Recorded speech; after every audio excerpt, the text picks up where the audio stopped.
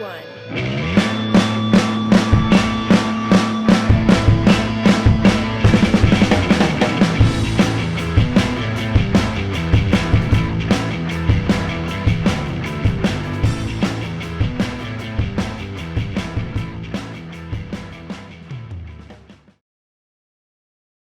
Good morning, good afternoon, good evening. Welcome to People Add Value Experience.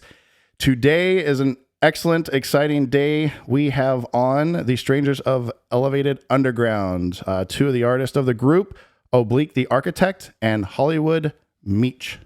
I got it? You got it. Got it. That's it. Very excited. Thank y'all for taking the time to come on today. Yes, sir. Thanks for having us. Yes, I know for a fact having you guys on, everyone's going to like and subscribe, but just in case, make sure like and subscribe or follow depending on the social media platform, which will be on YouTube, Apple Podcast, and Spotify. So please do the do, if you will. Do it. Do it. So today's episode, we are going to chat a little bit about y'all's respective backgrounds. As far back as you want to go. If you're like, oh, I remember, the yarn. I was born at 708. That's right, 708. I remember the light to the hospital so bright, however far back you guys want to go.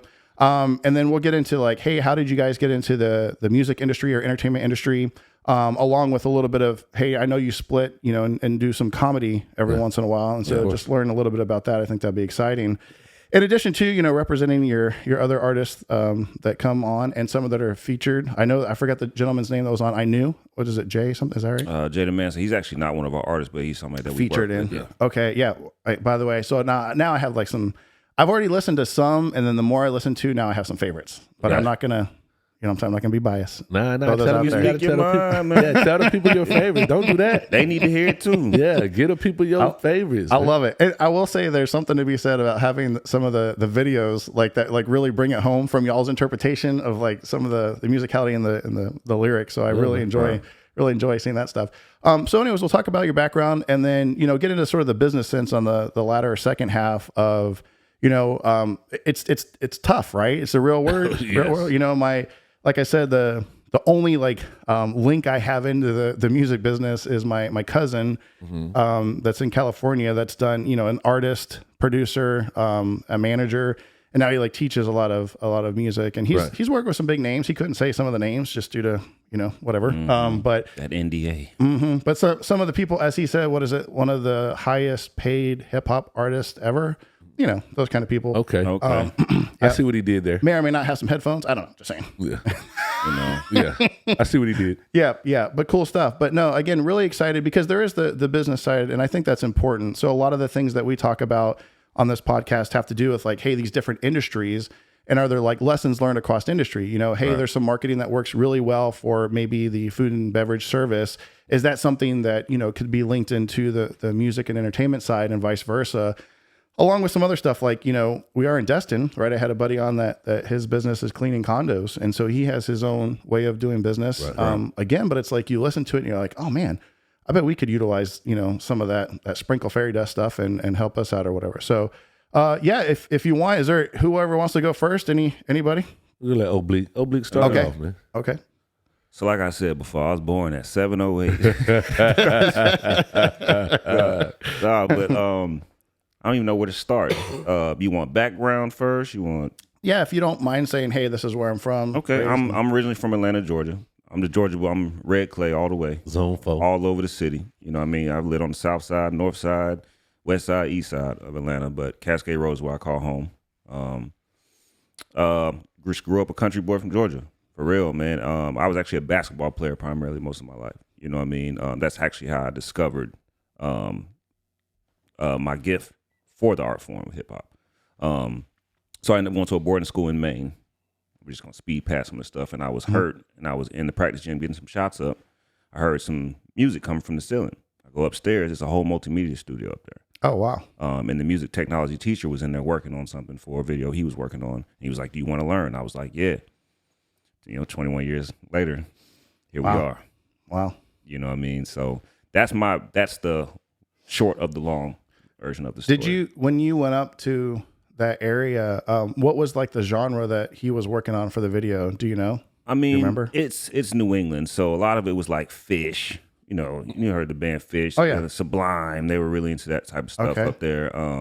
But it was a lot of snowboarders and skiers. Okay. So what he was actually editing the video, the sound for was the score for one of their snowboarding videos. Oh, wow. Okay. Yeah, so it had some hip hop mixed into it, but the thing that caught my eye is that he was actually making the production. Yeah. He was making the beat for the video. He wasn't like, this was before you could rip stuff off YouTube. This is 2001. Right. You know what I mean? So he's actually producing the score for the snowboarding video. Yeah. And that was the part that caught me. It was like, oh, I want to learn how to do that. Right. And my beats were terrible. I am not a music beat producer. I can tell somebody something that sounds good. I can tell somebody that this don't sound good. But Right. I ended up finding my specialization in sound design and vocal engineering. And so it started with making the beats. My beats were terrible, but I started rapping because I didn't have anybody to rap on the beats. And then after I started rapping, I realized I actually was good at that. Right. I wanted my stuff to sound good. Right. So then I started learning how to engineer my vocals. And that's where I found my love and my passion for. So would you say that you grew up listening to hip hop? Is that? Oh yeah, man. Okay. I'm from Atlanta, man. So I grew up with Outkast. We're talking about, you know what I'm saying? Oh, hey, yeah. Yeah. One of my all-time favorites. My mother was a singer. She was a gospel singer. Wow. You know what I mean, she was a minister of music at our church. I had a cousin who was a producer for So Def, Okay. Jermaine Dupri and them. So I grew up around music. Okay. You know what I mean? I always loved it, but it's not something that I was like, oh, as a kid, I wasn't like, oh, I'm gonna be a rapper. Right. You know what I'm saying? No, yeah. Well, it's interesting because some people like they'll grow up listening to a certain genre, but then like when they actually start to perform, it'll be a different genre just because they've sort of formulated something their own later on, whether that was strict parents or something. So that's why I was curious if you grew up, listening to hip hop, rap, and all that, and that's what. Yeah, I mean, absolutely. But I've always been eclectic, man. I like everything. You know what I mean? I like gospel. I like R&B. Earth, Wind, and Fire is my favorite band. You know what I mean? My favorite song in the world is actually from the Americana genre. So, like, I've always just loved music. You know what I mean? I was a TRL baby, BT, VH1. I used to listen to everything. From Carson Daly and Yeah. Yeah, that man. dude, I can't believe he has stuck it out. I mean, he's on The Voice now. Like that dude is stuck in the industry for a really long time. Very proud of that guy, I guess. Yep, longevity, man. How do you stay relevant? I think Drake is the king of that at this point. Oh, yeah. You got to stay relevant.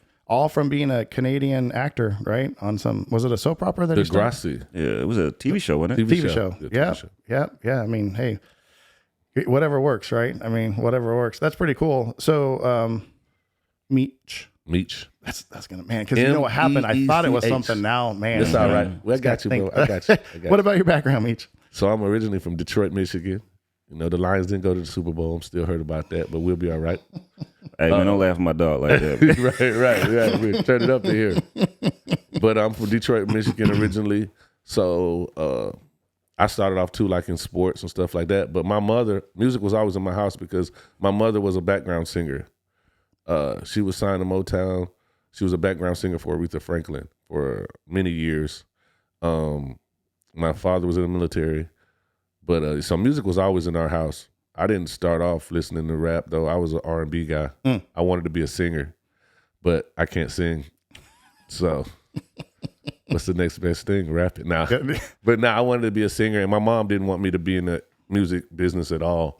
She always warned me about like how cutthroat it is, stuff like that. So it was like sports and stuff for me. And I was always a funny kid, trying to make people laugh, but music came later on. Hip hop came to me later on. I fell in love with like the West Coast first, being from Detroit, because it wasn't that many Detroit artists that was breaking out mainstream. This was before Eminem and all that. Right.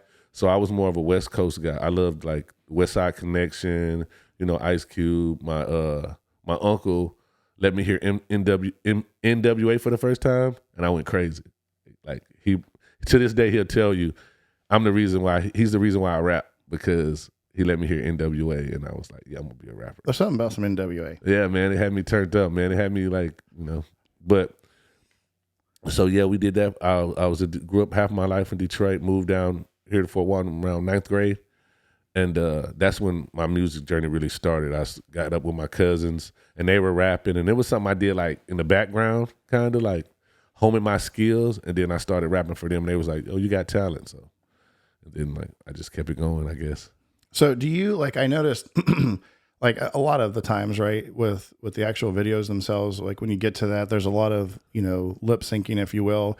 But we were talking about lyrics prior to the recording. So during the videos, do you ever have to do you have like a cheat sheet somewhere, or do you pretty much remember at least that song for that duration of the video at least? So with making videos, this is the cheat code.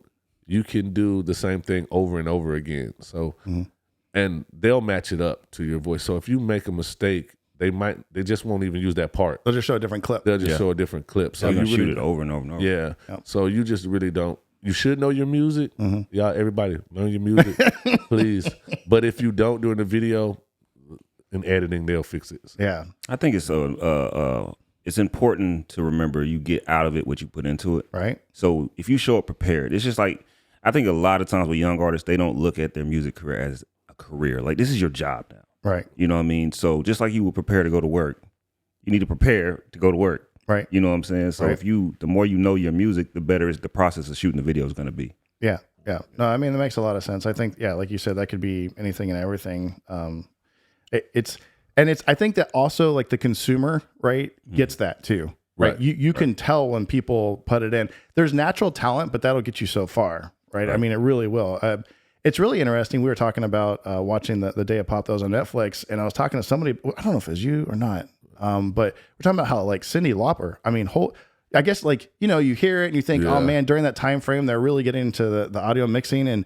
But you hear her in that raw moment in that room and you're like, whoa, Cyndi, like, holy cow, she had some pipes on her. I mean, she was quirky, which is great because you have the talent, you have, you get out what you put in, but also uniqueness, right? Like if you can hear somebody like Macy Gray, like there's no, I mean, boy, oh boy, maybe in the world there's like 3 people, but you hear Macy Gray, like, that's Macy Gray. It's so unique, right? Yeah. Or not even necessarily like the voice, but sometimes maybe like the tempo or something, right? And it's funny, I was listening to one of your songs and there was I don't remember the artist, sorry. I'm trying. There's so many names. Got you, the Penguins jump out, but he sounds very close or similar to Eminem. Very similar. I don't remember who it was.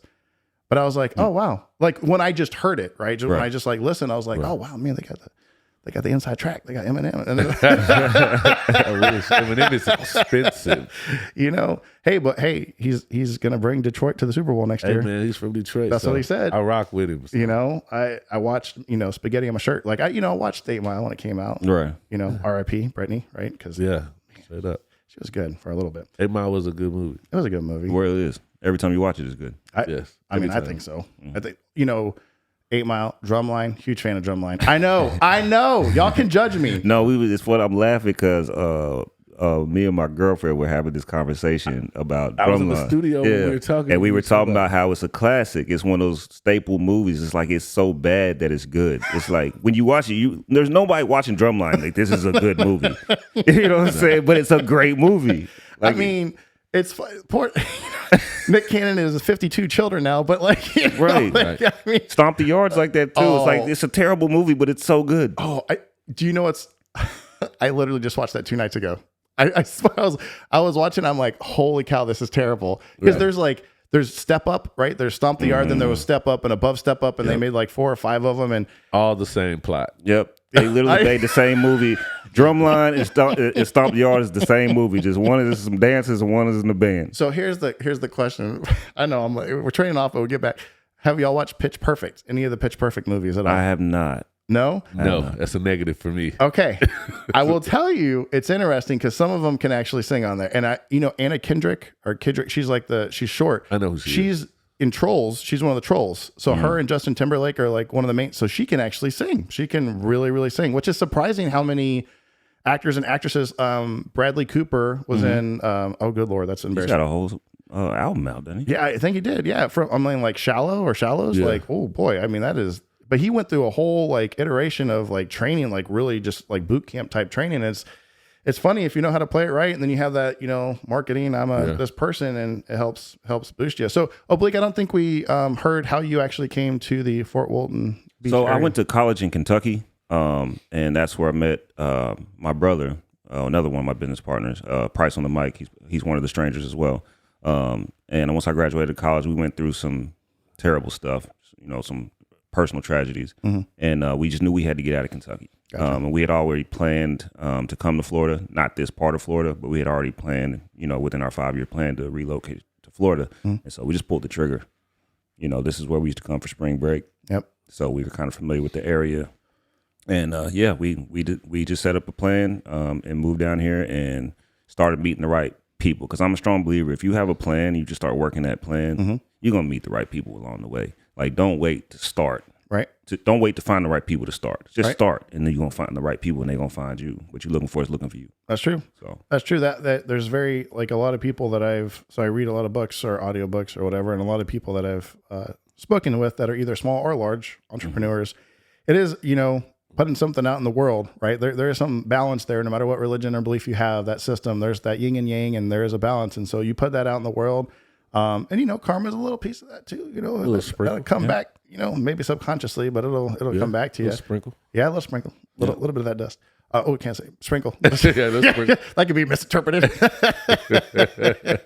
So y'all both came down, and then how did y'all meet? I'll let him tell that story. He tells it better than me. So I'm a kind of a staple in the community at this time. Hold on. I love you. That's just, I'm sorry. Yeah, so I love it. Okay, keep going. So around this time when I met my business partner, my brother Oblique, this was about 2015. I'm a staple in the community. My roots are deep in the community, if you will. And he was actually working at a liquor store, and I was with my buddy at the time. And we're going to the liquor store, to buy to get a beverage to hang out. And he's like, "Hey man, you listen to hip hop?" And I'm like, "Yeah, I listen to rap." You know what I'm saying? He was like, "Yo, I'm a rapper that I got a CD." So me being a staple in the community, I'm like, "Let me hear something. I'll get your CD." You know what I'm saying? I'll grab your CD, but let me hear something. Let me hear you rap. So he raps, and my boy's like standing next to me, and he's nice. I'm like, "Okay, yeah, let me get the CD." So I give him, because they're taking donations. I think I give him like a 10 or whatever. So I go and listen to the CD. And a mutual friend of ours, Scotty, they're doing shows at like the Green Door and everything like that. You know what I mean? So I start showing up and showing love, showing support to him. And then me and him got cool, and he figured out I could rap. And yeah, I think the rest is history. He can fill in the blanks and everything else. But yeah, it all started. He said I was acting Hollywood on him. And I was like, "Yo, rap for me, yo." Like, yo, spit something. Let me hear it then, And hip hop is a competitive sport. Right, You know what I mean? of It's a course. competitive sport. So when you understand, when I'm working at this liquor store, I'm moving 50 CDs a day, just using the strategy that I came up with. You know what I mean? So when I met him that day, I gave him the same line I give to everybody, like a gypsy in the airport, the same spiel. And he hit me with the, "Okay, rap something." But it was the way he said it. I'm like, "You talking to me like I'm a pooper? Like I ain't scared, bro." So I started, you know what I'm saying? Yeah. But I think what really brought it together is another EU veteran, Redwood original, Chris Carter. He lives in Texas now.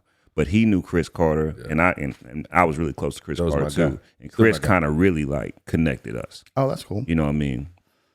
Just the mutual love that we had for Chris. Yeah. And that really brought us together. Yeah. But I think what really impressed me the most about Meech is that I had been doing it for so long, and people knew I ran a studio and knew I had all these skill sets or whatever, but people always came to me like this. They always came with their hand out, wanting something from me. And he never did that. He would show up to the shows. He knew about the shows before I would even tell him about it. He would just see the promotion, and he would come to the shows, but he would bring people with him. He never asked to get on stage. He wasn't even trying to be a rapper. He was just trying to support. He genuinely supported what we were doing. Right. And he did it in action. Like, he showed love in action, not in theory. Right. You know what I mean? And so as we kept developing, and I'd make him freestyle at the end of shows and everything. You know what I mean? And Was that the payback? no, it was just I knew that he Hey, could remember rap. that one time on the corner and the liquor store? You remember? Right. It might have been a little bit of that. But I knew he could rap, but we would always do a Cypher at the end of the show. So I was always just like, and he would always do it. And with him being a staple in the community and the people knowing him, it meant a lot for the people that were there to see him on stage. So it just kind of helped grow what we were already building. And I've always said it openly and publicly. Like, we already had our thing going. Me and my brother with Strange Thing, we already had our thing going. We had the artist side of the community, but he gave us the city Wow. because he's respected that much in the city. That's really cool, man. You know what I'm saying? That's really cool. Who would have known? I didn't know. Yeah, man. But shout out to Chris, and to piggyback off of that, like, yeah. So Chris was my boy. I knew Chris, and he would always be like, man, because I would rap with him, and he'd be like, man, yo, I'm on a label. It's my guy. He was like, you got to come to a show. So I came to a show, and that's when I realized I knew him. So I'm telling my people, I'm like, yo, these Strange Thing dudes, they're good. Because I used to rap. I was in a group called the Young Mob when I was younger, like a teenager, and we had some success in the city too. So, but we ended up going our separate ways and doing different things. So I just stopped rapping after that. You know what I mean? Started growing up, started trying to put my hands in other ventures, and it kind of like fell back in my lap because I always loved music, but I didn't want to rap anymore.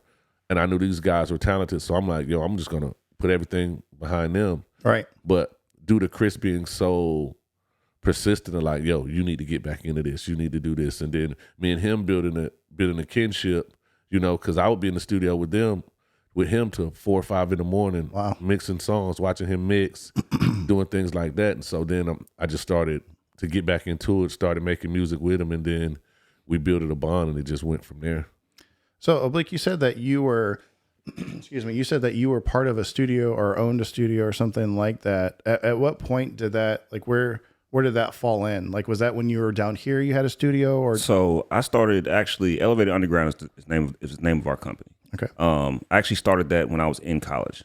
Okay. So when I got back into school, we're gonna speed past what happened to me getting back in school. I started Elevated Underground then while I was getting my theater degree. Okay.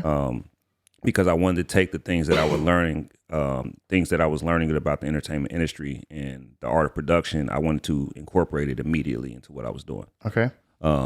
So Elevated Underground Studio started there in 2008. And then when we moved to Florida, it came with us to Florida. So before we had our commercial space, we were actually just recording out of our townhouse. We actually got a couple of evictions because we was recording at the townhouse. This is before me. Yeah. And then we got the commercial space in downtown Fort Walton Beach. And we've been down there about 8 years now. Yeah, I definitely want to, like, later on, I want to pull the thread on, like, you know, the financing. Was it loan, you know, friends and family a little bit later on? But I was just curious about that because you had mentioned it, and I didn't know where that, like, fit into everything. Mm-hmm. So you said, I think also that you really enjoyed, like, the technicality part, right? So you went up, right, in college. There was, you know, unfortunate incident, no more basketball. Right. Not to say not now. There's all kind of stuff out. You can get a bio knee and bio whatever now. You just, you know, hey, and I got a little by the pool. We could go practice some dunking up. I might need it now for my back. Rehabbing. I got the jets. I got the jets in the hot tub. No, but I do.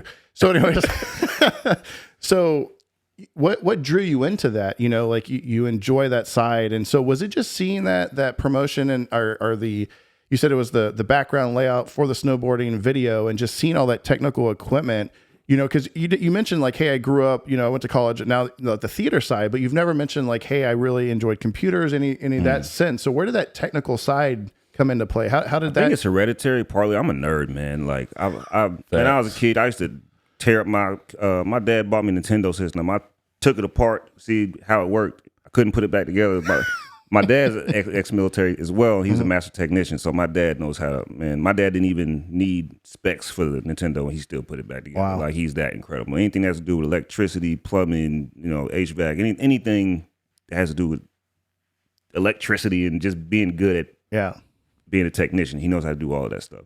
So I got into computers young because my dad was a calibration specialist for Delta. Okay. After he got out of the military. Okay. Even after my parents got divorced, my stepdad bought us a home computer. So I was always on there just tinkering. Yeah. You know what I mean? When I got to boarding school, I mean, I've just always been a nerd for technology. Mm-hmm. You know what I'm saying? I love it. And so when it came to the music technology part of it, it just came natural.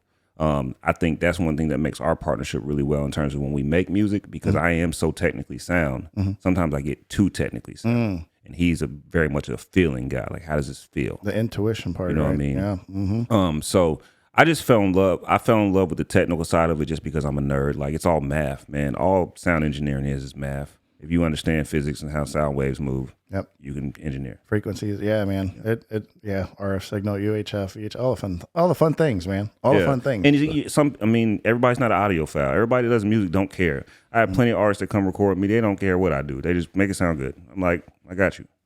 So I know you mentioned earlier that you were, I didn't realize until you said it, but you were actually working at the liquor store, or were you actually external to the liquor store? No, I was working at the liquor store. Okay, you're working. I was a night manager up there. Okay, so what? Because I know, unfortunately, right, some of our some of our things that we love don't pay the bills all the time. Right. So, is there another part-time job or something that you do now? So I'm actually one of the managers at Tijuana Flats in Fort Walton Beach. Okay. Yep. So I'm there. We have elevated underground. Actually, in one of the owners of Marathon Capital Investments out of Huntsville, Alabama. Shout out to MCI. Shameless plug. So, I mean, I do a little bit of everything. Sure. You know what I mean? But music will always be the passion. It may not always pay all the bills. Right. You know what I mean? So, in this economy, man, you kind of have to have a little bit of everything going on. No, I get it. And what about you, Meech? Well, I bartend. I sling drinks at the local eatery. Shameless plug. Yeah, that's right. But I also am a part owner in Elevated Underground, and I also own a credit counseling company, Hollywood Credit Counseling. I help people fix their credit, give them tools to have a better life with credit, show them how to use the credit the right way. Mm-hmm. A lot of people just will fix your credit and don't give you the tools to keep it. I give you the whole layout on how to do it, how to keep it, what to do, the right way to use your credit cards, and I'm also a stand-up comedian. That's where a lot of the money comes from, me doing stand-up comedy. Wow. I know that part. Yeah. So as far as the side hustle, right? So it's funny because my buddy, who is now like in the Air Force, the enlisted structure, he's like the top tier enlisted structure. And we were talking about his backstory. And so he used to work in LA at like, I think it was Martin Luther Hospital, right? Like MLK Hospital. And, he was like, yeah, he was a waiter, right, in that area, and everybody was like, oh, you want to be an actor? He's like, actually, no, I'm an EMT. Like, like I'm just trying to make it, you know, like because, and you wouldn't even think, because again, a lot of people, right, they really have a passion with acting or something like that, and there's always that part-time gig that helps sort of feed that sometimes. I mean, until that next tier or whatever. So as far as like I was curious, I wanted to pull a thread a little bit on the art theater part, because you said, hey, I went to college for theater, and then I wanted to incorporate it. Did you do the audio engineering side of the theater, or were you more in the performing side of the house on that? So my degree is in theater acting administration. So it's more the business of how a theater house is ran. Wow. I had to do acting. Obviously, I love acting. I love being on stage in general. Mm-hmm. I did a lot of sound designs for our productions. I actually never went to school for sound engineering. Wow. That part of it is self-taught and just being in the studio with other engineers that are better than me, YouTube University, having mentors that I can call and be like, hey, I'm having this problem. Mm-hmm. How do I fix this problem? So the engineering part is it's what I wanted to do, so I learned how to do it. But learning the business of entertainment is what I wanted to learn in college. I got you. So that was that was why I got the theater degree in acting administration. I wanted to learn how to take an idea and turn it into a product. Mm-hmm. Yeah. So Meech, you said earlier that, you guys met in the studio or worked in the studio for long periods of time. Like what would you say is like the longest day you've had, like as far as hours go? The longest day in the studio, probably maybe from like 8 o'clock at night to maybe like 4 a.m. Oh, wow. Mm-hmm. Wow. Yeah. Again, I just want to go back, right? So, because you said, hey, my favorite band, is it band group, Earth, Wind, and Fire, and Lionel, and then watching that Netflix show, and I didn't, again, right? So you hear it and you go, man, whatever, but then you see the talent, and the fact that he did, I think it was the AMAs, and then went, and then they did that show all night long till 7 a.m. Yeah. And to think that they still have to have their vocal cords after hanging out, maybe having an adult beverage or two or whatever, celebrating, clapping, whatever, and then go to actually have to perform at their level. So it's always interesting, because I know like a lot of the time, and you can correct me if I'm not wrong, a lot of the time is, you're able to put down the vocals or the track, and then you start to actually engineer it, right? And you're adjusting, and you might have to go back in and go, hey, Meech, go back in and do this again, right? Whatever, we're going to change the tone or frequency of that particular, verse or whatever, and you got to go back in and do it. So, but have you ever found yourself like starting to lose your voice after a day of, whether that's like the music video or recording or anything? Go ahead. So in our genre, we do hip hop, we rap, so it's a little different. what I like to do, how my recording process is, I'll record the track, and he's in there. He's my engineer, of course, too. And I'll record my track, and I'll take it home with me. And then I'll master it. Then I'll come back in and I'll lay it down so it doesn't take that long for me. But that's because I have a studio that we own that I can go to. So Right. the long hours for us is really the mix and mastering part, because the recording, you can just sit in there for a few hours, you record, and then we'll be like, okay, we got enough, and then we'll put it in, we'll do our thing, and then you come back. So instead of the long, unless you want to pay for those long blocks, but I think the longest block you do is what, 4 hours? Oh yeah, and I do that for my ears. Yeah. So I always try to take a 15-minute break. You know, within every 30 to 45 minutes, I'll take a 15-minute break just to rest my ears, because after exhaustion is real. Like after listening to frequencies for so long, like everything starts sounding the same. Right. So if you just keep going, you're gonna listen to it the next day and you're gonna be like, oh hell no. Right. You know what I'm saying? Yep. So I try not to be in there for more than 4 hours, simply because we're not going to be able to get much done after 4 hours. Yep. Exhaustion is a real thing. And then a lot of the artists that I work with are not yet professionals. So that was another thing. It's like, a lot of artists think they want to do this, but they don't understand that if you really want to do this and be world class, there's a certain level of work ethic you have to have. If you look at, I always call music a sport, because to me it is a sport. It takes the same type of mentality, sacrifice, etc. But if you think about world-class athletes, professional athletes, everybody's not considered to be a professional athlete. Right. Professionals work at a certain level. They work at a pro level. It's the same thing in music. Professional musicians work at a professional level. Right. Now you're taking that and then thinking about the fact that most artists, when they start, don't have a budget. So now you have to work these jobs too. Yep. You got to go work 40 hours somewhere, and you still have to make time for this thing that you love. Right. So when you talk about long days, sometimes it's not just the making the music part. Sometimes it's you got to go to work for 8 hours, get something to eat, and then go to the studio. Yeah. That's what I do every day. I go to work and I get something to eat, and then I go to the studio and I work all night until it's time to go to bed. Right. You know what I'm saying? But I think the longest day for me was the Texas show. I think touring season is probably the most exhausting part of what we do. I remember one time we did like 21 shows in 1 month. In 1 month, yeah. 21 shows? In the month of September, and I think it was like, 30 days? That was after the DZ album dropped? Yeah, we did 28 shows 21 shows in a month. Yeah. We were basically always either at work or on the road heading to a show. And we did the Texas trip was so crazy because he drove.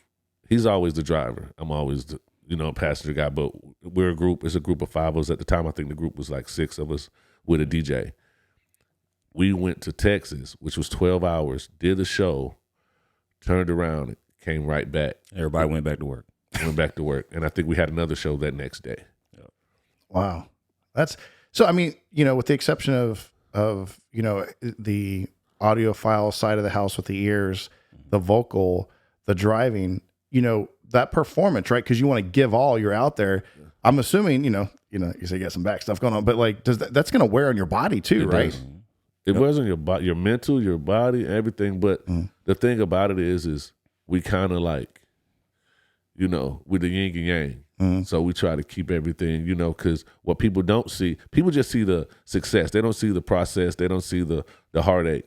But once you work and you don't work the 12-hour shift and we meet up, everybody meet up, make sure you got your stuff, get on the road, go do this show, get paid or whatever, and then you have to turn around and come back. You barely sleep. So taking care of your body, man. And I think the thing with him is he's just built like that, man. That's one thing I love about this guy. He's really built like that. Sometimes I have to tell him, hey, man, let me do some stuff. Yeah. Because you're doing too much, bro. And it's not in a bad way. It's just like, bro, you got to take some of this pressure off you. Yep. You know what I'm saying? But he's built like that. He like you say, he's a nerd. He's the computer guy. He's the robot.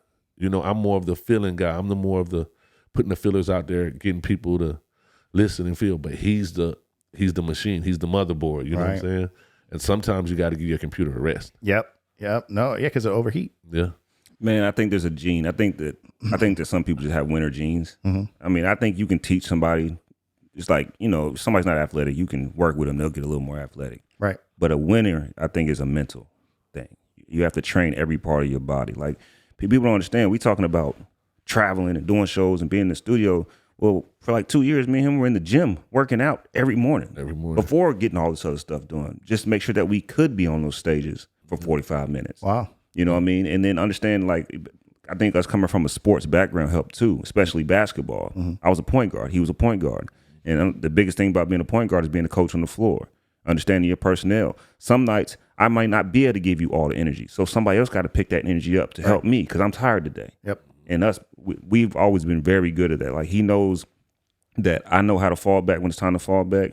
He can be strong where I'm weak. I can be strong where he's weak. And we've always had that chemistry. You know what I mean? But I've noticed that I've always been magnetically attracted to other people with the winning gene. Like, I don't like people that don't want to win. Right. I don't want to be around you. Right. You know what I mean? And it's not to say that I dislike you. It's just I don't want to be around people that don't want to win. I want to be around people that want to win because I want to win. Has that ever affected you? So when you have these young artists or new artists coming in and they're, you know, a lot of people use their term and I don't like it, but like entitled, right? Because it's a generational thing. Everybody's grown up with different, you know, capabilities and technology, and you know, they can have things instantaneous where if you go back a couple of generations, there was a lot of like work and effort to have things like, hey, I had to go bust open the Britannica, you know, encyclopedia back in the day. Now I just boop, boop, Google it and it'll just come back up. So have you ever noticed, because again, right, the same in the music and the musicality side, and that industry is it was very, I think, I don't know how to say very, but it was more well known, I think, you know, because now people, just like you said, they show on TikTok or whatever, like, oh man, this person, you know, made it, like, oh man, I could do that too. And everyone tries. And they don't put in the hours. So I asked my cousin when he was on, I said, when did you know you made it? Right? When did you know? And he goes, you know, don't get me wrong. There's a really good book by Malcolm Gladwell called Outliers. And they talk about the Beatles doing over 10,000 hours, right? There's a whole 10,000 hours to master something. And they were doing show after show and fine tuning their group and their sync and everything. And the same boat for him. He goes, you know, at one point I got invited to go to this house to go do a recording. And he's like, when I pulled up to the house and, you know, X, Y, and Z were there. And like, that's when I knew I made it. Right. But I think that level of effort and all that time and energy, like you just said, right. It's physical fitness, spirituality, mentality, all those things. The emotional side has to be there. So when you have those young artists come into the studio, have you ever found like you got to like sit down and talk to them and be like, hey man, I got it. Like, you're not going to just come in one time, drop it and we're done. Right. There's all this stuff behind the scenes and you're going to have to continue putting effort in. Have you ever had to have those talks with those folks? Absolutely. I mean, we call the studio, one of the nicknames we have for the studio is the sanctuary. And not even just on hey man, I need you to take this serious. This is what it takes. Because yes, we have those conversations. I actually had to learn how to not have those conversations with artists. Sometimes it is a business. Sometimes if they don't care, I can't care more than you. You know what I mean? Sometimes I'm gonna let you pay your money and get your stuff recorded and then you go do what you want to do. But the artists that we do see that take it serious, or at least have shown some type of level of seriousness, sure, yes, we'll have those conversations. But it is the sanctuary because I feel like what we do, the thing that God gave us with this studio is the artists that come in there and record with us, they find by the end of this session, they're their truest self. They might come in there trying to be a rapper or what they think they're supposed to look like in the studio, but there's no cameras in there. So by the end of it, you see, oh, this is who you really are. You know, they're laughing. Sometimes they try to be hard. They come to try to be hard or whatever. But by the end of the session, when they see us just being ourselves, yeah, right, it inspires them to just relax. Just be you, bro. Yeah. Because that's what translated on the record. If you're not gangster and you rapping about some gangster shit, it's not going to sound right. Yeah. You know what I'm saying? They always say, right, be your most authentic self, right? Like that's crazy story. When I first started recording with O, I'll never forget this. He sent me a message and he was like, as an artist, who are you? I never had that answer before. And keep in mind, I had been in a group, we had some success, but he was like, as an artist, who are you? And I thought about it for a minute and I just wrote him. I was like, hey man, I'm not gimmicky. I'm not this, that, and the third. I was like, I just want to do this for my people. Because so many people wanted me to do music and so many people believed in me. I just want to do it for the people that's forgotten about. That was the one. And our first song we ever recorded together was Forgotten Ones. And it was a dope track. And it was my song, and he had went through something where he lost someone close to him. And I was just about to write him and ask him, did he want to get on the song with me? And he writes me and go, hey man, do you mind if I get a verse on the song? Wow. And I think that was the culmination of our friendship. And everything else took off from there. Yeah. So being your authentic self is okay. And I think a lot of young artists don't understand that because they see the glitz and glamour. But what you have to understand, you see Cardi B, Megan Thee Stallion rapping about F a dude, they don't need a dude, but all these women are in relationships. So you have to find in yourself, and that's what's going to resonate with the people. Right. I'd rather have 1,000 true fans than 1 million ones that's fake, that's phony. Yeah. Because those 1,000 ones are going to keep me fed, going to keep my family fed, Right. and they're going to resonate, and I'm going to resonate, and I'm going to keep being able to tour and do my thing for a long time. She did go off on somebody with a shoe, right? Cardi B. I saw Maybe. that video. Allegedly. I mean, I don't know. allegedly. Allegedly. It was the camera angle was all wrong. No, that's really good, man. No, I do appreciate you saying that. So, talking about authenticity and, the partnership and that raw emotion that y'all have as a group, right? A brotherhood, a group. Right.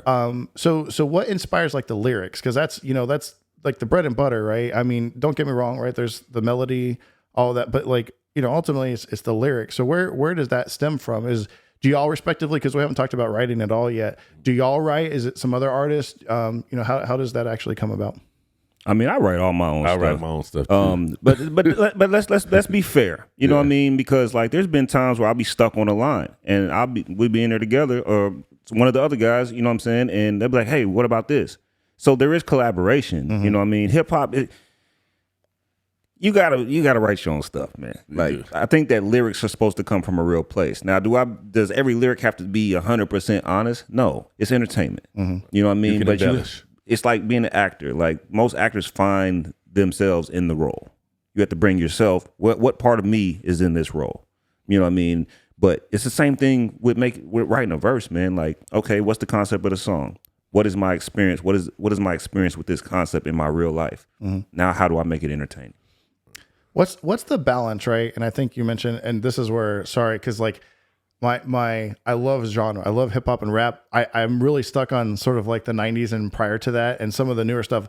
And I think even one of your lyrics and one of your songs was like, go ahead, throw darts at me. But it was something, I don't know if it's the same song, but it was like, this is no BS. This isn't mumble rap. Something like that. Yes, Price. Yeah. Is that? Yeah. So That's but I it. appreciate that because I've tried, like you go to the top 100 songs or whatever in the top 3 and like, I have a hard time because I very much enjoy storytelling and I enjoy the melody and the tones that come from all genres, like you said, right? Eclectic.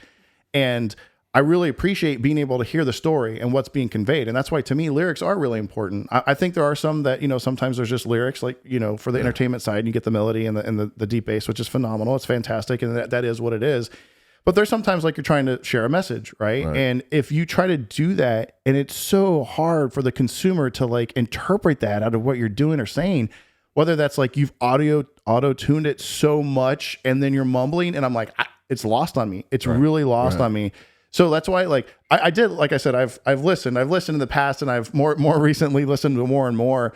And I can't appreciate that. Like I was telling you, right, the one about the Miami. I think that's really cool. I think that's like that's a fun, neat, like local thing that y'all had. And like I believe is it again? Forgive me. Me and Mine, is that the one where you talk about I only have so much time, right? To only got one shot, one chance this time. Yeah. If I die, me and mine gonna grind. Yeah, I love it. Yeah. Like that to me is like a great like musicality and lyric, combined, and like that resonates, right? I'll remember that forever. That was awesome. And see, with us, it's 5 of us in the main group, the Strangers. And to me, what I like to do, and he always gives me a pat on the back about this. I know when to get in and get out. Like, could I be on every song? Sure, I could, but this song doesn't fit me. So why would I force myself to get on it? And a lot of people say, man, you always on the good songs, like people that I know. And I'm like, it's not that I'm on a good song. This song just fits me so much. It's me. And when I write from a place like, hey, my brother knows me. These people over here know me. So if I'm writing about something that's fabricated or I'm embellishing too much, because it is entertainment, you embellish a little bit. These people around me going to be like, that ain't right. You tripping. You know what I'm saying? That's not you. So what's the balance? I was watching a video, like anybody else. I do like social media to a point. I was watching a video and I forgot the rapper's name. And they were trying to make a music video in front of a house. And like this huge crew comes up on the street and starts challenging them.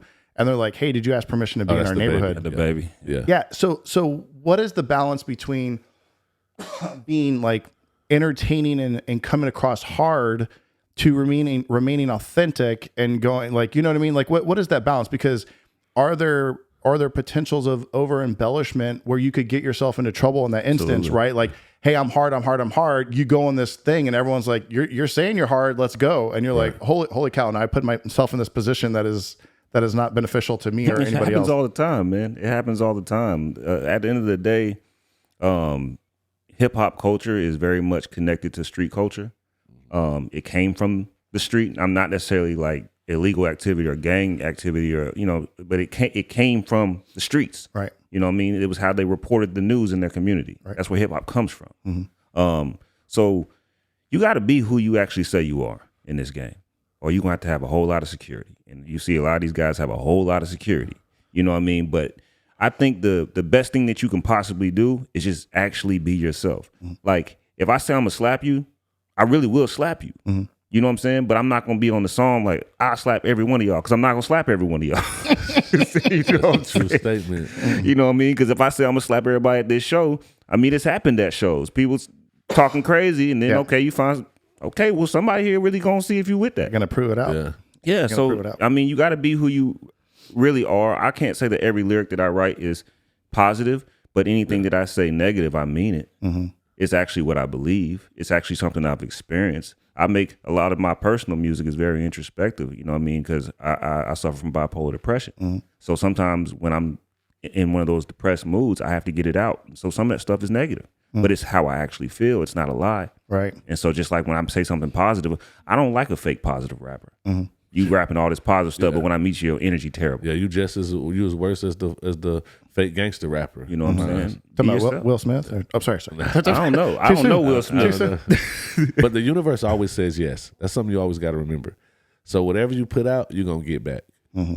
And if you're not authentic, 9 times out of 10 is gonna come out that you're not. You know, I just live life. I put the music out for the ones that gravitate to it, and I hope more gravitate to it. Mm-hmm. But always remember, the universe always says yes. So whatever you're doing, it's gonna come back to you. I like that.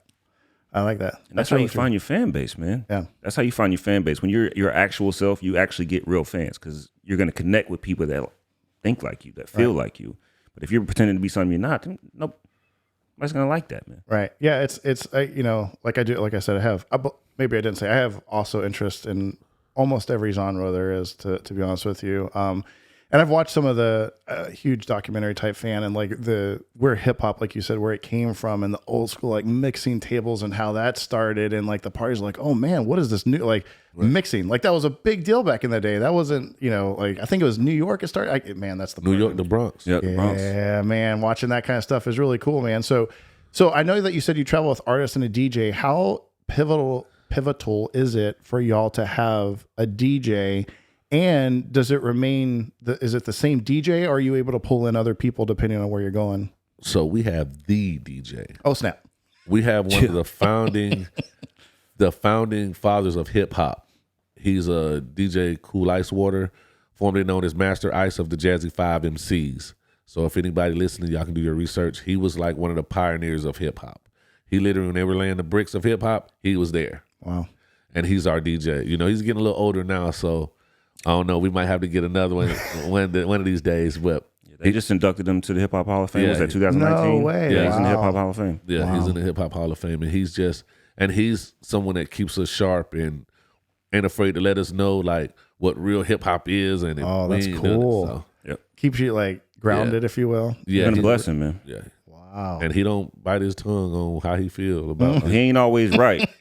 No, he's not always right. He ain't always right. That's a fact. But I do respect that he gonna say how he feel. Right. You know what I mean? And it's one of those things like we trust him because we know he really wants what's best for us. Yeah. And so we travel with him as much as we can. As many shows as we can have him on those 1s and 2s behind us. Yeah. We try to have him there. He can't always be there. Mm-hmm. So then you'll have to use the house DJ or we'll find somebody else. But I don't trust anybody like I trust him. Right. To spin our sets. So you talked about, I think earlier on, and it was sort of how you really got him on stage, if you will. But like at the end of the shows you had, I forgot what the term is. Cypher. A Cypher. Yeah. What does that mean? So it's just like random people literally rapping in a circle. Like you start rapping, then I'll pick it up, and you start rapping and pick it up. Like a freestyle circle. It's a freestyle circle. Yeah. It's funny, like I've done that without rapping, but we'll tell a story, and like the next person has to pick up the story and keep going. But okay, I didn't realize. Okay, Cypher, that's cool. So like, is that you say random people? Are those people from the audience as well, or is that just? Sometimes it's the group, but a Cypher is really just to show off your talent. Like who's Yeah, you got something to say, get up here and say it. Get it off your chest. Yeah, And that's like not rehearsed, that's real. that's real. Yeah, well, we don't do it anymore. But for the first Yeah, a couple years we did. for a few years, if you came to an Elevated Underground show, a stranger show, at the end of the show, it's going to be a Cypher. Wow. That's So- how you find talent too. I was gonna say, what made y'all stop that? Is it just too big now? I think it's the pandemic because we used to Green Door was like our home venue. Mm-hmm. Green Door in Fort Walton Beach is not there anymore. But that was our home venue. Like that's what the place people knew us from. Mm-hmm. So we used to do a lot of shows there. So it was kind of the staple of that venue for us. Right. You know what I mean? We'd bring artists in from out of town. We get a bunch of local support. We get artists from the area. We try to always have one artist that's not from here at every show. And we would do our shows, and then at the end, all the artists would get up there. We'd Cypher. Anybody in the crowd got something to say, because a lot of artists would come watch the shows too, even though they weren't on the roster. Yeah. And so you just, like he said, it's how we used to find a lot of new talent. Yeah. So I want to sort of bridge the gap, right, from the business side. You have the ability to find talent from these new artists. So we talked a little bit, like, right, the lyrics, the musicality, the frequencies, being the audio file, how y'all met, right, the background. Because I definitely want to get into the business instance, but prior to that, it's interesting to see how many different people like come into the hip hop community. And one of the things, like, again, right, what does music do? It tells stories. So I always like to ask if you have any good stories. So I think that's a good gap, bridge the gap into the business side. But I have to know some good stories, man, because everyone has the good stories. We got, not to say like, oh, I got 5 children people don't know about. I'm just saying like that you feel comfortable sharing. Comfortable sharing. I'm gonna let O give a story, and then I'll give a story. I don't really have a story. I have a favorite memory, a favorite moment of something that happened. So one of the goals we had when we started doing this together was to perform at the Vinyl, to become staples of the Vinyl in Pensacola. And we achieved that. Shout out Dick Flagstar for that alley-oop. He got us in the door and we did the rest. You know what I'm saying? But we started to build a name for ourselves to a level where we started getting booked to open for legendary acts. So one of the acts that we got to open for was Naughty by Nature. Oh, wow. Yeah. And I think somebody went on before us. But everybody knew that we were in the building because, like, before the show, we went out front and it's a line around the building, and like people was recognizing us. And like we met some dude who was like, man, you got fans y'all don't even know. Like literally it was becoming a thing. So when it got time for us to get ready to go on stage, we had a chant back there. They hear us chanting, you could hear the crowd it's getting electric. You know what I'm saying? It's getting electric. I got a chill just thinking about it. It was getting electric, man. And we hit that stage where I'm talking about, we destroyed it, dominated it. We had so many people in the crowd that had our shirts on. Like we destroyed it, dominated it. In our minds, it was our show, not Naughty by Nature. But, they have a green room. Mm-hmm. So they're up in the green room and they can see what's happening on stage. They can see the whole show from the green room. So when they ended up coming on stage and doing their set, and they murdered it. I mean, they're still... Shout out Tretch. They're still incredible. Yeah. They're incredible. But the last song they did, they brought us on stage. They brought all the strangers on stage, and everybody that had one of our shirts on, they let us all come on stage to finish their set. And we performed with them, wrecked it, and then they invited us up to the green room. So we had like a little after party with Naughty by Nature. Wow. Yeah, man. It was legendary, man. Yeah. That's one of my favorite stories, just favorite memories of what this journey has rewarded us with. You know what I'm saying? That's really cool.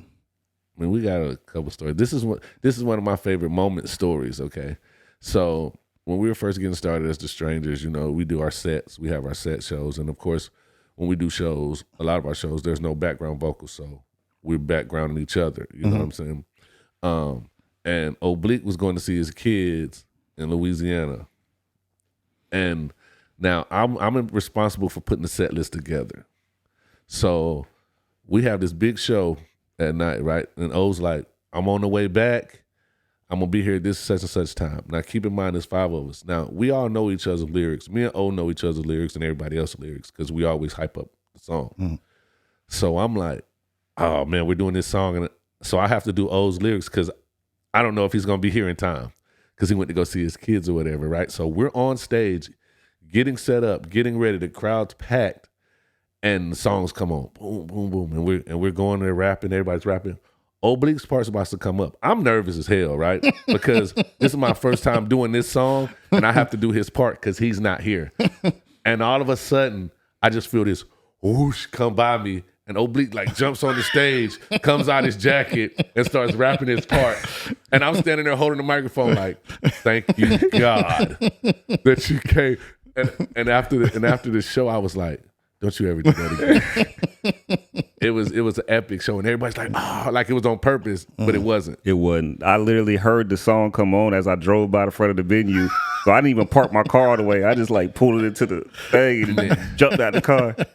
Man, and I was just like, okay, I'm gonna do it. And then he just jumps on stage and starts rapping. And I'm just like hyping him up, but in my head I'm like, thank you, God, because I didn't even know these lyrics for real. Oh man, that's awesome. So, and then I'll give you one more. Yeah, Texas trip. The Texas trip. So we get off of work. Everybody gets off work. We're meeting at Walmart. We rented a SUV, a big SUV for all of us. We're going to Texas. The Strangers is coming to Texas. It's a big promotion. So Oblique's driving this whole time now, right? So we're all in the back. We're being funny. We're joking, laughing, clowning the whole time, and we'll go to sleep. So we wake. Oblique's passing out, almost passed out driving, and we'll just wake up and start clowning, and you just hear Oblique like, boy, I'm glad y'all woke up because we was about to die. I'm talking about, it's like they knew. It was like they knew, man, because we had all worked the whole day before we left at midnight to go to Texas. So we driving through the night. Everybody up laughing, clowning, and it would just get quiet. And I'm like, He's still driving. And as soon as I'm like, man, either we dying or I got to pull this thing over. But we got to get there on time, too. Right. I'm like, and as soon as I'm like, we ain't going to make it, he'll get up and just crack a joke, and everybody start laughing. And they'll be up for like another hour. And that's what kept him up. And every time he felt, and we didn't know, every time he felt like he was finna doze off, I'd wake up. And I was clowning the whole time. I'm clowning on everybody in the back seats and everything. And he'd wake up, and when we got to the Airbnb, he was like, bro, I'm glad you woke up clowning because we almost didn't make it a couple times. He said, didn't y'all feel those bumps? Yeah, oh, man. On the side of the road. This thing swerving in the bourbon. So yeah, our road being on the road is great. Now we're a little more organized, and me and him ride together most of the time. But when we have big road trips, we'll rent a vehicle and we all ride together. I think that's the funnest part for me when we're all together. So. That's really cool, man. All right, so hey, appreciate those stories, and I'm glad that there's other avenues with travel now that are a little safer. Yeah. But Meech, I just wanted to touch base or expand upon a little bit that you said you do stand-up comedian, and that's where sort of some of those the finances are coming in, the monetary. So how did you get into stand-up comedian to be a stand-up comedian and comedy more for like an audience than your friends? Like, how did you get into that? So I started during the pandemic, kind of like toward the end of the pandemic. So, really how it started is we used to put on shows. We would put on hip hop shows, and instead of paying a host, I would just host. And during like the downtime, I would just like crack jokes, warm up and just, tell jokes to the crowd to keep the crowd engaged while we were in between artists. And so we were actually geared up to do this big like 12, 13 city tour. And then the pandemic happened. And it was like kind of like the culmination of our group. We were like, really about to take off, but then the pandemic happened and everything shut down, so it shut down our tour, and we were scheduled to make a pretty good amount of money. So we would be in the studio just sitting, like wondering what we was finna do and what was going on, and it started opening up a little bit, so you could do comedy clubs because there was a small amount of people in there. So this dude, I can't think of his name right now, I'm sorry, bro, but he came to me and was like, hey man, I'm a comedy promoter. I promote, comedy. I do it at this club over here.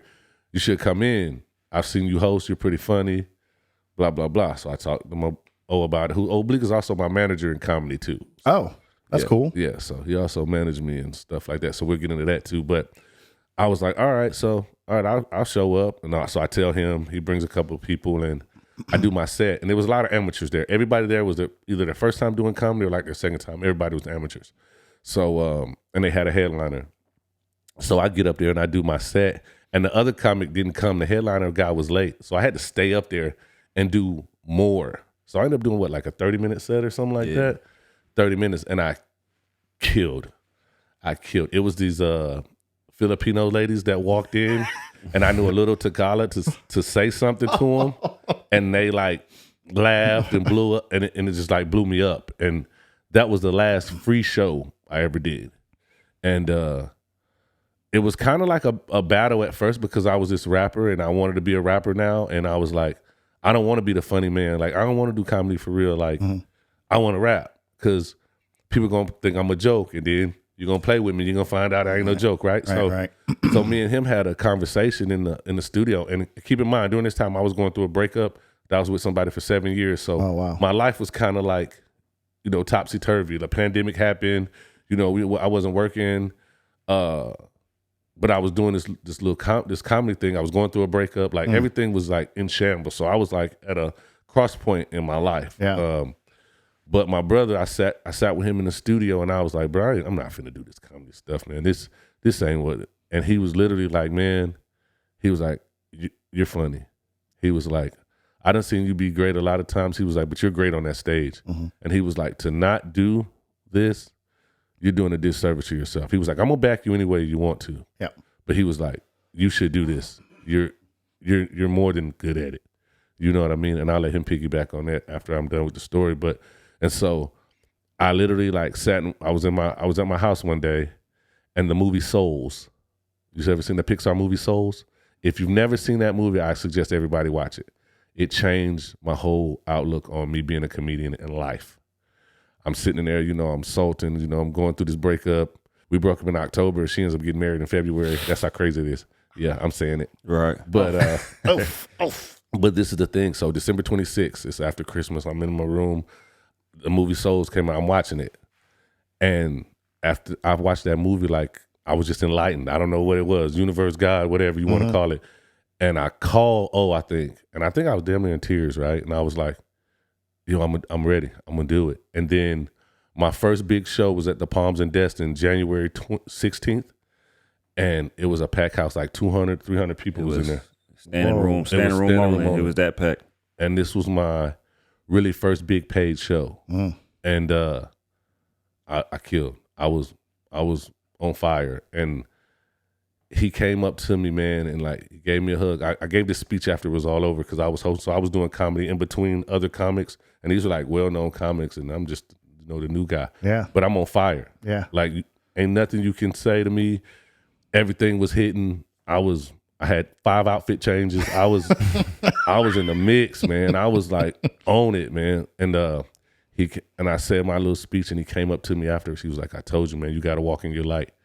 And I just like hugged him and embraced him. And on my comedy journey, that's who he's been to me this whole time. Wow. You know what I'm saying? He always sits in the audience after I do a set, and he'll tell me, hey, that hit, this didn't, you know what I'm saying? Because I'm a big student of the game. I like to watch game film, if you call it. Sure. I want to know, how did the audience feel? What did this feel? What was this? What was that? And he's always just been that person. And one of the real reasons I do stand-up is because he was just like, bro, this is you. You need to do it. And I haven't looked back. And in 2021 was my first main year doing comedy, and I made just off comedy almost $100,000. Wow. Yeah, just doing comedy. The IRS took a lot of it, but you know how that goes. Don't they all? It don't matter what you do, They want their money. Yep. Yeah, but it was a team effort. You know what I mean? Even though I'm up there by myself, it's still a team effort. And Sure.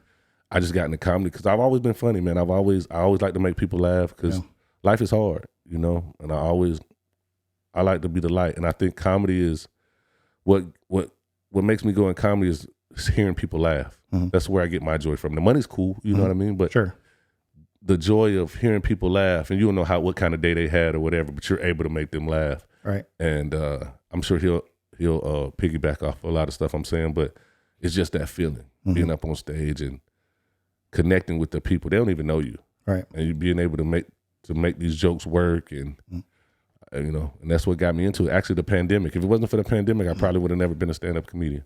So I'm assuming, right, the stage presence, right, you already had a little bit of that from performing. So it wasn't as difficult where if someone has never been on stage and now they're going to do comedy, there's that like anxiety. It definitely helped. Yeah. It definitely helped because comedy is so different because you got to find pockets and punching in the way you write your jokes. And I'm a crowd guy too, so I work with the crowd too. So some of my stuff's not really formulated too much. I'm a half freestyle comic, half method comic, I guess, if you will, which is hard to do. It's hard to balance, but it's also a gift. You know, that's all I can tell you. It's like a gift. But yes, being able to be on stage already, it's more of an easier transition. Yeah. To make it work. Yeah. Wow. So Oblique, man. So now, right, that's almost four different things. So you have the day gig, right? That first 8 hours. You have your studio time. You have, yourself being an artist, and now you're picking up being a manager for Meech. Like that's quite a bit, right? And an avid stock investor. Like, yeah, there you go. So that's a lot of balls to juggle, right? Like to try to keep in the air. Pause, man. Pause.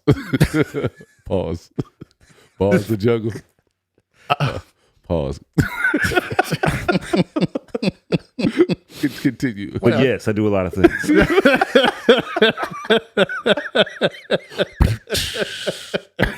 Thank you. You see the comedy shit's rubbing off on me. Throwing some darts out here, man. Oh goodness.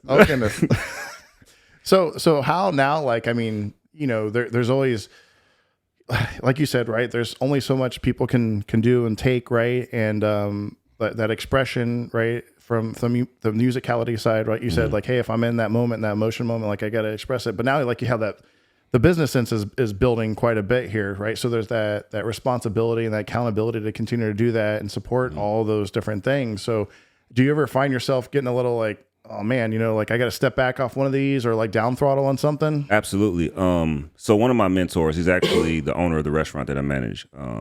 I meet with him a lot because one of the biggest things that I had to learn was the art of time management, the art of delegation, the art of realizing some of the stuff you just don't have to do.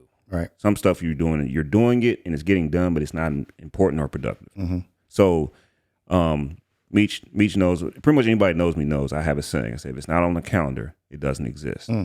I'm extremely organized in that way. I even schedule my personal time because I realized I have to start taking some personal time too, so I can actually be productive when I'm working. Right. So that was the biggest thing. It's like everything doesn't have to be done every day. I'm not working on helping him manage his career every day. Those things are done when they need to be done. I'm not mixing music every day. I have time slots in which it's dedicated to this thing. Just like when I go to work, I know what my schedule is at work. When I'm at work, I'm at work. Right. So just really understanding that everything's not important and everything's not urgent. Some things are important, but they're not urgent. Right. Some things are urgent, but they're not important. Right. You gotta find that balance. But like I said, I think the luxury that I have is that everything that I do is not required to be done every day. Gotcha. So it's just understanding where I need to put some focus here, where I need to put some focus here, and making sure that is actually scheduled out and organized. Right. So I'm not trying to figure out what I'm doing today. It's funny, the analogy that popped in my head, because y'all mentioned sports earlier, is like, are you hurt or are you injured? Right. Like there's that leveling difference of like, is it really important or is it, we can let that slide until another time or whatever. So that's awesome. My buddy Logan that I talked to, like I mentioned that he does the condo business and he does very well, but he's very much into like exactly like you said, like day planning. He has meditation. He has his workout time. It's all very much blocked because I think it is important, and you've stated it, and you're sort of driving the point home is if you don't do that, it's very easy to slip into that gray area of just working and working and working. And you're like, whoa, and it's not healthy, right? Like it can start to degrade your quality of work. Right. And then people are like, hey man, what's up, man? Like you're like, what's going on? You're slipping, right? So you got to take care of yourself first, man. I think it's huge. And at some point people got to start understanding that the things that you keep hearing over and over and over again are actually real things. There's a reason they tell you to write down a goal and then write out the steps. Like, I don't care what self-help book you read or what guru you talk to, they always tell you the same thing.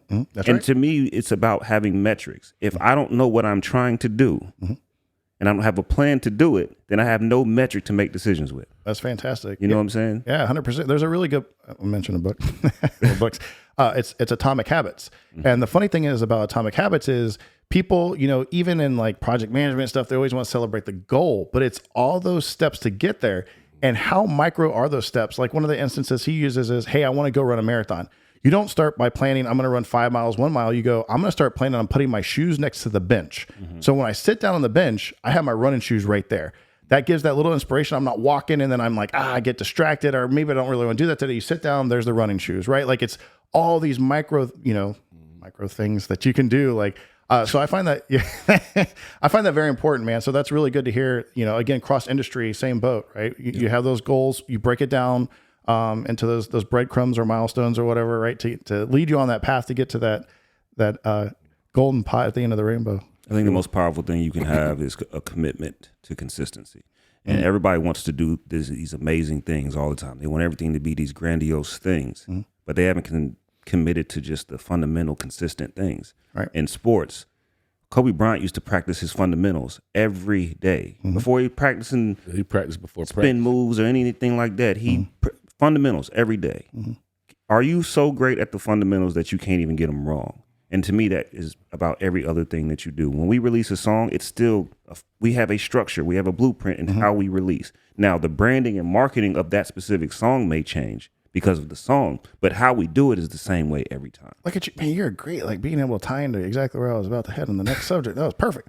But transition, but I just want to talk real quick because I'm very curious. And I meant to ask because it's, again, I have to tell you one of my favorite songs, but like Celebration, really like that one, right? Is that the one that talks about, we're getting back to the basics, no BS? Is that the same? Yep, that's the one. See? Hey, man, You it's there. own it. You own It's it, in the man. Rolodex somewhere back there, man. But like, how did y'all have the opportunity to collaborate? Because I think I read about it, and it said, these were the female artists are from the local area as well. Pensacola. And what's that? I'm sorry. Pensacola. Yeah. And so how were y'all able to like tie in and do that? Because I think it's fantastic. And then that I think will tie into promotion and marketing and collaboration a little bit from the business side. So I think Ice kind of put that together, our DJ, Cool Ice Water. But we do work with Mother Color. Shout out to Mother Color. And Simple Strings, is that? Yeah, Simple Strings. Simple Strings. So we were all in the studio already. I think Mother Color had a session.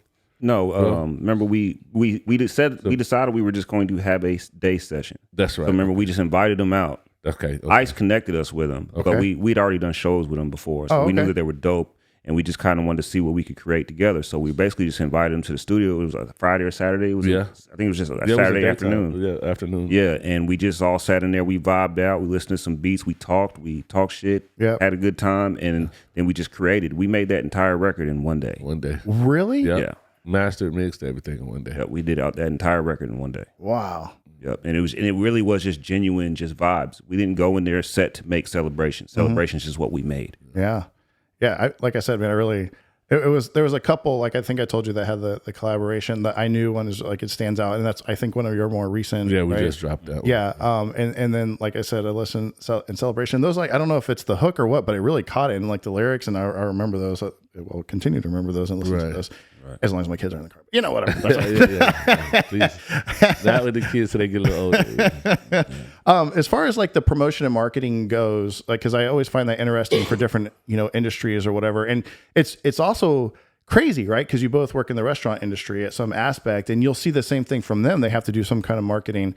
So how did you start, I guess, organically growing and learning the marketing? Because I don't know if that's really in the theater side of the house that you got from the formal education side, nor maybe from the sports background and things that you've done in your past. So how did y'all dive into the marketing side? So I have a degree actually in marketing. What? Come on now, man. Yeah. Come on, man. You didn't say that. I asked you about your background. I was just letting it slide. This is what I was like. Let it slide. Like, Yeah, I mean, mic drop. What you mean? and in human behavior too as well. So okay. But the marketing is, I guess I am really in charge of the marketing, huh? Really. We have our strengths. Yeah, but I mean, it's just kind of, we have a blueprint of how to market that has worked for us for years, and then we just tweak it for whatever song it is. You know what I mean? I'm a firm believer, and he is as well. To reach somebody, you got to see somebody. You got to touch somebody. Okay. You got to shake a hand, make a friend. You want 1 million fans, shake 1 million hands. You know what I'm saying? So I'm more of, we got to be outside. We got to see these people. The digital marketing is cool. That's straight. You're going to get some views and stuff. But to actually get a fan, I feel like they have to understand you and know you. And that's like my marketing tool. Like, hey, you'll see me out. I'm the same guy you see out, the same guy you see bartending. Like, like you know me from the job, but you also know I do music. I don't make it a staple at the job because I'm working, but if you're interested, I'm gonna let you know, and I'm gonna give you you know what I'm saying, how to find us and stuff like that, because I think it's all marketing. Like you yourself are a brand. This podcast you have, even though you're just getting started, you have to think of yourself as like you're the brand. You're the face of this podcast. So when you're out and about, you always have to be in character, quote unquote. Like you have to be aware of who you're around, be aware of who you're meeting, be aware how you treat people. Right. And they're going to buy into you before they buy into anything you're doing. That's true. Yep. That's a solid You putt, know what I'm saying? So, for real. And that's how I think we've been able to be so successful, because we are who we are on the record, but we are who we are in real life. Yeah. Like I'm never too big to talk to somebody or give advice or, you know, hug somebody, take a picture. No matter how big I'm never going to be that big, because people remember that. And I say it like this. I take this marketing strategy too. When it's all said and done, they put the dirt on you. Nobody's gonna remember how much money you had. They're gonna remember how you made them feel. That's true. And in marketing, it's the same way. How do you make them feel? How do you feel when you drink a Coca-Cola? When you see a Coca-Cola commercial, right? It's the feeling, right? So in person, I'm giving you this feeling so you can buy into me, quote unquote, and then you come back to the product, and we have a good product. But you have to have a good product to be able to market. Yeah, I have a saying: people buy you before they buy your music. If you meet me and you like me, it's one of the reasons why I don't just talk to people for no reason. Like, I'm not going to meet you somewhere and you not know that I make music. You know what I mean? Like, you're at some point in this conversation, you're going to find out that I make music. Right. But also, I'm going to be my authentic self. This is where that authenticity comes back around, because if you like me for me being who I am, and then you listen to my music and my music matches who you met, all right, now you have a fan. Yeah. You know what I mean?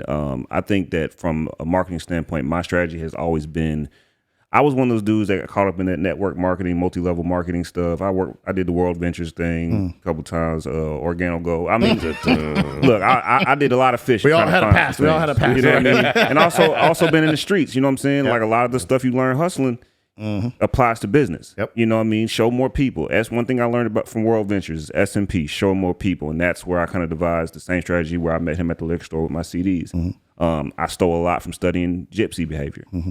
Like when gypsies used to be in the airports with the roses and stuff. Oh, yeah. You know, one thing they always did is they always gave it to you first. Yep. And now it's in your hands. So subconsciously, you feel like you have to give them something because you already received something. So I studied a lot of that part of the psychology of human behavior too. I didn't have a degree in it, but just being a hustler, just understanding how people work. Right.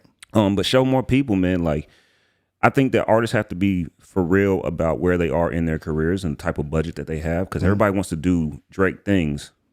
Got the Ferrari, Lamborghini. Everybody wants to, on a marketing level. Everybody wants to market the way that Webby and Bootsy can market, or Juvenile, or just any artist, Cardi B, Lil Baby, but they have a whole different kind of budget. You don't have a budget. Most artists don't even have a budget. That's true. So if your budget is $200, you have to figure out what is the most effective way that you can use that $200. To me, the most effective way you can use $200 once you have a product is put some gas in your car and go talk to people. That's the most effective way you can market. It's very interesting to say that, because I did want to ask, so don't let me forget. I do want to talk about how do you get the Atlanta venues, because I know that you guys have done some Atlanta venues, but you've done your homework. You've done your homework. I'm impressed.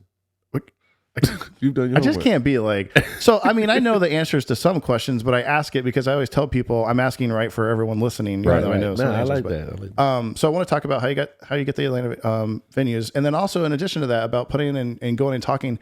I think another interesting thing is, and I've noticed this. So Buckinhead, Alabama, or Atlanta. You know, Buckhead. There's Buckhead. Buckhead. So I go to a conference there. I've gone for 2 years, and sitting at that hotel.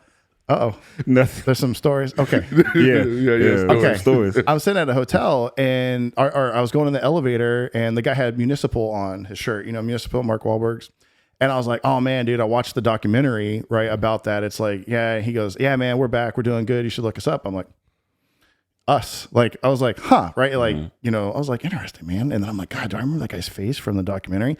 Well, later on, I'm downstairs. This goes into the hustling. Well, I'm downstairs. Pretty early in the morning, you know, one of those late nights things. And we're talking, Buddy and I are talking, and there's this group next to us, and they're talking. One of the gentlemen gets up, leaves, goes, you know, and then that whole group leaves. Well, we notice this gentleman comes back, right? He's got a box, right, of, you know, adult beverage, comes back down. And he's like, hey, where did that group go? And I was like, oh man, sorry, we don't know. We're not partners. Like, oh, we're like, what do you have there? He's like, oh, it's my tequila and blah, blah, blah. I'm like, oh, okay. You know, like, and he's like, then he like, you know, turns on and we're like, you know, what I mean, what kind is it? A Reposado, is a Blanco? And he's like, oh, it's Flecha Azul, blah, blah, blah. And he starts going to town about this. And he's like, you know, he starts giving a little bit of history and we're like, oh man, how did you like, you know, and he's like, no, this is my tequila. And we're like, oh, okay. Younger guy, right? Like, oh shit. Okay. That's really cool. And like, how did you get into that? Well, you know, I got somebody that supports me, but like he was really wanting me to go do this venture myself. We found this distillery, if you will, or, you know, where they make tequila for sale. We went down and visited Mexico. It's like authentic, like the real deal. And he, you know, he tells us about the different ones he's coming out with, and they're just trying to get the bottle, and they're promoting in Atlanta. They're going to different bars promoting this. And eventually he drops, right, name drop. He's like, yeah, no, I'm the personal chef for Mark Wahlberg. And I was like, what? Like, and so he's showing me, because he's like, oh, you're on Instagram? I'm like, oh, bro, I'm not on Instagram. Later on, I am. But funny enough, like now you can actually see that in our store. So he was in Florida doing it. I was trying to catch him. You know how it goes, right? You know, answers like after the fact. I'm like, come on, bro, I'm hitting you up. Anyways, so like, you know, but that was really cool. He was, you know, he has the ability to have Mark Wahlberg out, and there's videos, right, out in bars doing that promotion, but he felt the need to like do that himself at a hotel with like, you know, 10 or 15 people, which became 2 people. But like, I'll never forget that story. That hit home, not because of like it was tied in, but like to watch that hustle. Like, hey man, more. Oh yeah, man. So now when I get a bottle, like there's this whole backstory, and it breeds some. Just like what you said earlier is, if you meet me, there's this whole backstory. Now I can listen to this music and know you, right, and where you came from. So I think that's a lost art, man. I really think the digital marketing now, like you said, Meech, like that's a lost art. So have you ever found yourself going, and this I was getting back to, I was in that hotel sitting next to these people. I think one of them ended up being the CFO, CEO of like municipal, I think, don't quote me on that, but at the bar. Have you found it like, hey, I would take that $200 and maybe go spend the night or two in a maybe high-end hotel to sort of rub elbows with people, or maybe going to another, like you said, concert or venue and being able to be around other artists, you know what I mean, for the promotion's sake? Is that something that y'all do? Yeah, networking. Absolutely. But so this is the thing. Networking is free. Networking's free. Outside of putting some gas in your car, networking is free. I feel like you should always be putting yourself in position to meet people that in the industry, either that do what you do or do what you're trying to do. You should always be doing that. But when I was talking about the $200, how I would use it, I'm talking about when you already have a product. I think when we talked about setting a goal and making those plans, okay, yeah, I can go here and meet these people, but why am I going there to meet these people? What am I trying? What is this going to help me achieve? What is the next step after this? It's not about focusing on the next step. I'm taking this step to do what? I don't want to just go meet some people. I want to meet them. Why? Do I have an album coming out? Do I have a new video coming out? Am I trying to promote a merchandise line? Like, okay, yeah, I'm meeting these people, but why am I meeting these people? Because a lot of times it's not about who you know, it's about who knows you and why. So they need to know what you're trying to do. That way, and then that whole, I like you as a person, or I like your product, because now I like you, and now I know you have this product. So when that opportunity comes up later on in another conversation, if they remember, oh, I remember Meech was trying to, let me call him real quick. That's the power of networking to me. It's not about asking anybody for anything. It's about when that opportunity comes up, they know that you're the best person for that job. Because what I have learned through my experience with this industry and business in general is that people give opportunities to people they like before they give somebody an opportunity that's qualified. If you're equally qualified or even a little bit less qualified, but they like you more, they're going to work with you. We've gotten so many phone calls from people that just met us. You're talking about the Atlanta shows. We used to do show swaps with artists all the time. Like, we'll bring us up to your venue, we'll bring you down to our venue. Oh, that's cool. You know what I'm saying? We go do a show in Mobile, we meet some artists out there, and they tell us, oh yeah, we're gonna be in Atlanta. Woo, woo, woo. Okay, well, if you bring us up there for that, we'll bring you to Fort Walton Beach. You ever perform Fort Walton Beach? We're on the beach. We got sands. You know what I'm saying? Like, we have a built-in marketing tool right here just because of the location. You know what I mean? So I think it's about looking at where you actually are and leveraging your assets. What makes you an asset in that network? It's not about asking people for stuff. Even with the digital marketing, everybody wants to try to sell stuff all the time, but they're not adding any value to the space. You're not adding any value to the online community, but you're asking people to buy your stuff. I don't believe that the online marketing is designed to make new fans unless you're already big. I believe that online marketing is designed to entertain and inform the fans you already have. What you do in real life is how you gain new fans.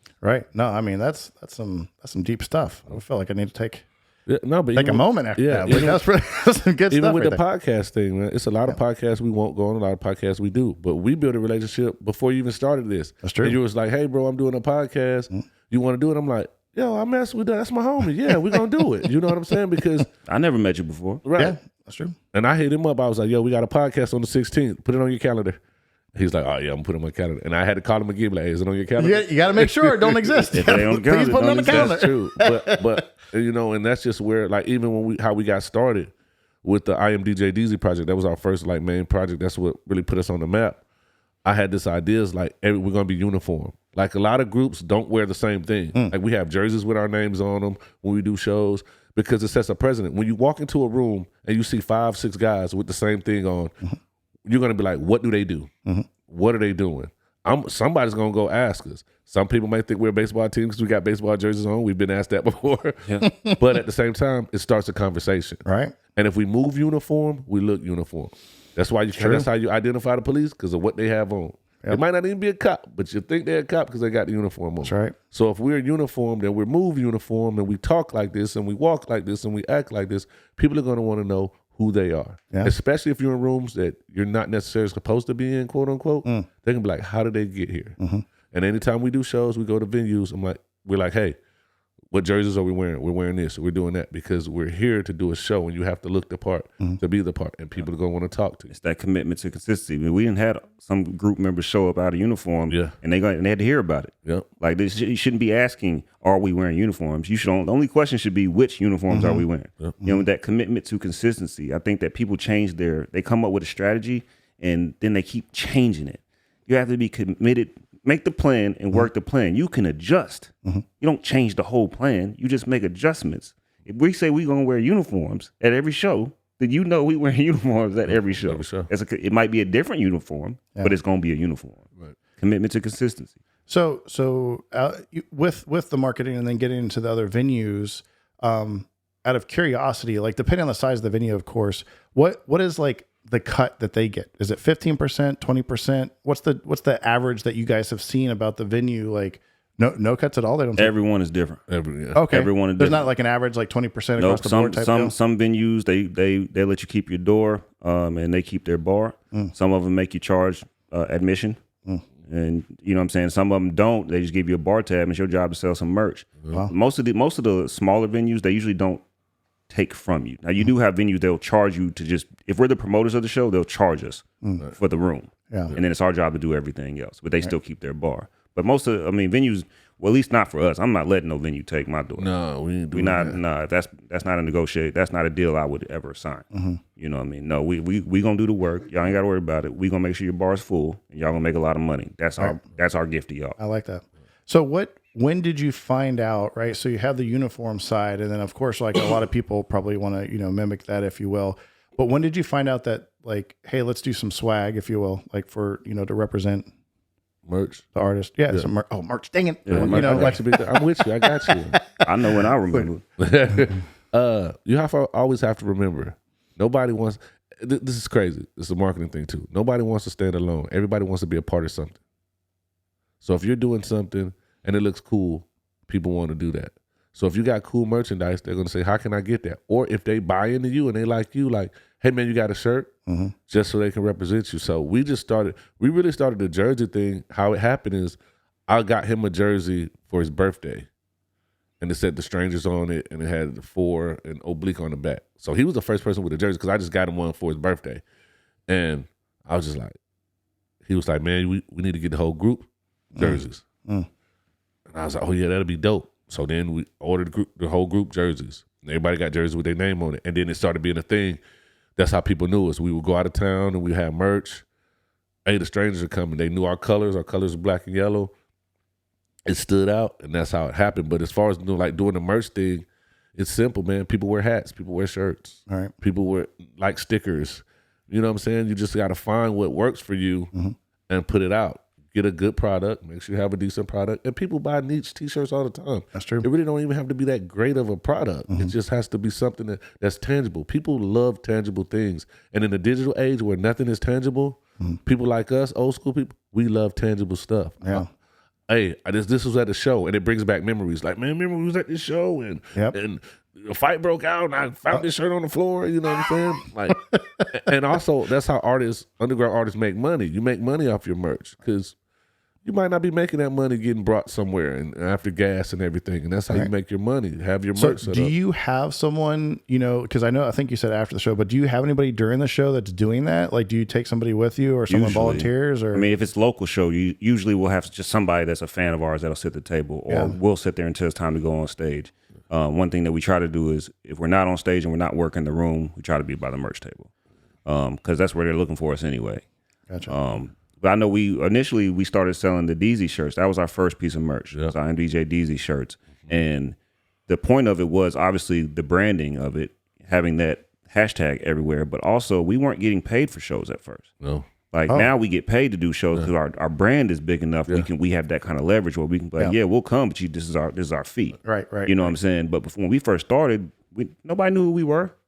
They might have knew us individually, but nobody Bleak, knew. I just want to touch on that because I find that's really important. In fact, that's like through multiple industries. And if you've ever watched Shark Tank, which is one of my favorite shows, a lot of people don't pay themselves the first 5 years. And I think there is a trend because my mom, you may or may not know because this is the first time, but like my parents owned a bowling center, right? So I grew up around entrepreneurship, and they would take the profit and they built a miniature golf course next door, and then they would take the profit and built some batting cages next door to help, right? And they always put the money back in, reinvest, right? Instead of like taking that to themselves, right? So a lot of industries, they'll have people start up, and it's really like, there's different methods, but like the bootstrap method or like, friends and families, angels, investors, or whatever, and they don't pay themselves the first 5 years. So I think it's really important that you said, right? Because again, put in the work, put in the hours, which includes, hey, I have to go do some shows for free at the beginning to get our stuff out there and our name out there. Yeah, because nobody's going to pay you if they don't know you. Right. Nobody's just going to take it off your word. Hey, we're really good. No, these venues, their job is to make money. Right. They don't care about your art. Most of these people that book you do not care about your art. Can you put people in here? Yeah. And if you can't prove to me that you can put people in here, then you're going to have to. Most of the time, we were paying to get rooms to do our own shows. We never paid to play a show, but we would pay for the room. And then we promote our own show. But the merch was a vehicle for us to be able to generate some capital so that we could reinvest in ourselves. Okay. And us on the leadership team of Elevated Underground, we've never taken away the artist's choice. We always said, this is what we're getting paid. This is your cut. You can either leave it with us so we can reinvest, or you can have it. Yep. And for the most part, everybody's kept their money in the pot so we can keep. That's cool. So you think about your talent as a car. If you're a super talented artist or group, you have a really nice car, but money is the gas. Yep. If you don't have a budget, if you don't have money to invest into your career, you will have a really nice car sitting in the driveway. Yep. You're not going nowhere. Do you know, have you ever looked, like Lamborghinis, Ferrari, do you know how much their maintenance cost a year? It's ridiculous. I believe it. It's like you could afford 2 houses just to afford the maintenance. And also like, because it's not normal, right? It's a sports car. It's not meant to just sit around. You have to drive it. And then if you do sit around, like these people have to come to your house. Hey, what's not around here? Lamborghini and Ferrari dealerships. That's a fact. So like, even looking at this is a far stretch of analogy, but even looking in the local area, looking at certain brands, they don't have dealerships here. So what happens? How do I get an oil change? I have to drive an hour and a half, 2 hours to a dealership. Right. I mean, that's absurd, right? So anyways, the point being is, I think there is something to be said about a balance. And, if people do say, hey, I want to do the flash and have the car because I want to live the lifestyle. And it's like, there's all those pro athletes, as you mentioned earlier, that don't have, I think they're smarter now, but they didn't have accountants back in the day. And now they're broke. Yep. Like they have no money. And you're like, you were making multi-million-dollar a year. And it's because they don't pay off a house. They do a lease, or they just want this big fancy thing. And you're like, okay, do you know all the background and the insurance and the upkeep and the overhead and electric? And so, again, this is tying in. As far as like one of the things, because I think you mentioned, I think it was called MCI, is that what you said earlier? Marathon Capital Investment. Yeah. So how did y'all so with the exception of Swagger, because you have to build that, and with the studio time and having the studio, so how did that originate? I mean, I'm assuming, was that sort of like out of the pocket from y'all from the so it's an investment group. So it initially started with just an idea of, okay, we want to make these larger investments, but if we put our money together, we can make more investments faster. So it just started as an investment group. So we pay dues. We still currently pay dues into this company every month. You know what I'm saying? And that's how we grow it. So a lot of the things we learn with MCI can be used in your personal portfolios, but one of our pillars is education. So all the partners within MCI did not know how to invest in the stock market when they first started, but they had. So the first year we were just teaching. You know, the five of us that really knew a lot about the market, we were just teaching our other partners. And that's just how it's grown. So now we're getting into venture capitalism, things like that. We're expanding it into what the bigger goal was. But it all started with the stock market education. Do you think, you know, what is it? Shout out Dogecoin back in the day. Anyways, have y'all watched the GameStop Netflix? I've heard about it. I have not actually watched it. It's amazing. If you get, I was going to say, if you get a chance, I think you'd like it. Like, so, with that being said, with the initial investment side and getting into that, do you foresee yourselves ever going, okay, we've reached the point where we don't have to do this other, 8-hour job? Is that, because you said you have goals, is that one of those goals and you're building those milestones to get there? Or do you say, hey, listen, I think for the next 5 to 10 years, the plan would be, hey, I am going to have my 8-hour, gig or whatever it is, and then continue to invest to support the entertainment side? I'll let you go first and I'll answer. My goal is, since I was 16 years old, my goal has been to retire at 45. And when I say retire, for me, retirement means something very specific to me, where the things that I've invested in pay me enough to sustain my lifestyle, where I don't have to go punch anybody else's clock. I can be completely independent in how I make my money and how, you know what I'm saying? Right. So by 45, I don't want to be punching anybody's clock. If I can do it faster than that, that'd be even better, but you got to set a goal, right. A metric, you know what I mean? I actually really enjoy what my regular job. I really enjoy what I do, so it's not a burden on me, but I'm not staying there forever, you know what I mean? So even with that, I take care of my kids, but most of the money that I make, man, I just invest in what we're trying to do. It's just that simple. I believe every dollar should have a job. I like it. And with me, I'm just, I make good money where I work, and I'm one of those people. I believe, like, if you can have different forms of revenue income, you should do it. And as long as my body holds up, I mean, I'm not gonna do it forever, of course. I mean, if we make it to where, like you say, I can have all the amenities I like without working my regular 9-to-5 job, then of course I'll be a fool not to. But as long as I can do that and still dedicate myself to what we have going on, why not? I mean, I really, my daughter's off in college, so I really don't, have too much besides the business that we have. And when that becomes too much, I'm definitely going to go towards my businesses, you know what I mean? But I love the people I work with. I love the people I get to meet. And where I work at is a tool and an avenue to get people to what I do on the side. So as long as I can do both of those and balance it out, I'm going to do it for, and make the money. Like, why give up the money? Sure. What I mean? He said something real powerful right there. Like, it is a avenue to even connect with more people so they can support this business. And that is one of the things that if I couldn't stress anything more to artists listening to this podcast right now, man, stop talking to people for no reason. Anytime I don't care what you do, what your art is, if you're a painter, if you're a singer, if you're a dancer, if you make content, stop meeting people and not letting them at some point know what you do. There are digital business cards. At this point now, you can just tap a card on somebody's phone. It will give them access to everything that you do. If you have an awesome conversation with somebody at a bar, before y'all disperse, share your information. Make sure that they're looking at what you do. That's how you grow.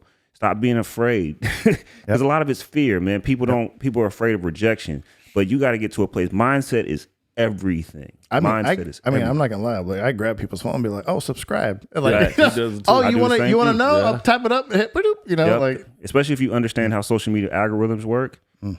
So one of the things that I do, a little free game. We don't give a lot of free game, but get them one little thing. free game. What he said is take the phone from them. When I ask people if they have Facebook, I tell them to pull the Facebook up on their phone, and then I take their phone from them, and I go to our pages. I don't just hit the like button, but because on Facebook, you see less than 2% of something the page posts. Right. So what I do is I like the page, and then I'll hit the button again, and it opens up that drop down, and I hit favorites. And that ensures that everything that I post, they're going to see. And that's how I physically do it myself, because if I tell them, hey, make sure you make it a favorite, they're not going to do that. Message. You can't, and you telling me you can't spend 15. I love that movie. I know that movie. Message. Yep. You can't spend 15, 20 extra seconds just to make sure that they're seeing your stuff? How bad do you want it? I remember you are your biggest marketing tool. Yep. You are, when you're talking to somebody, it's important that you tell them what you do. Yeah. Because somebody's going to be like, hey man, you know a mechanic?